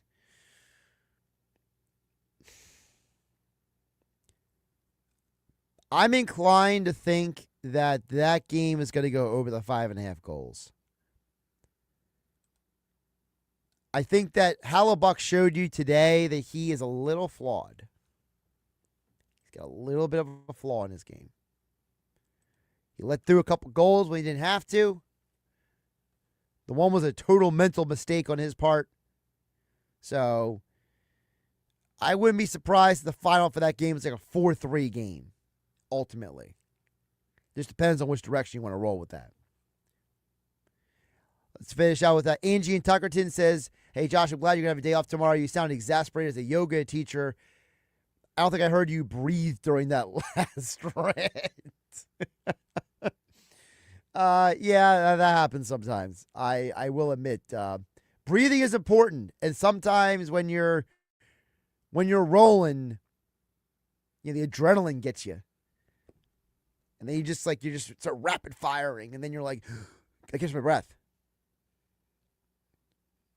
Let's finish up with Chris in the Villas. He says, let's talk about Dallas Garcia hitting cleanup. I think he would be a great fit. He's in an excellent position for a bounce-back year. I'm grabbing him in fantasy baseball everywhere I can. Hey, man, I really like Dallas Garcia for the Phillies. I've said it before, Chris. I'm totally with you. I think Garcia is a guy. He's got the power. He's got the potential. He's got the ceiling. And I agree with you. I think he's going to have a bounce-back year. I don't know if he's going to have like a monster home run year, but I wouldn't be surprised if he hits 30. I could totally see him 30 homers, 90 RBI, 280 batting average. Also, he's a very big upgrade in right field for the Phillies. Thank you to Justin Figueroa for coming in studio. Thanks to Nick Earnshaw for Knicks Nuggets, Adam Caplan for Football at 4, Mike McGarry for joining us, as well as NBA insider Scoop B. And thank you all for listening on 97.3 ESPN.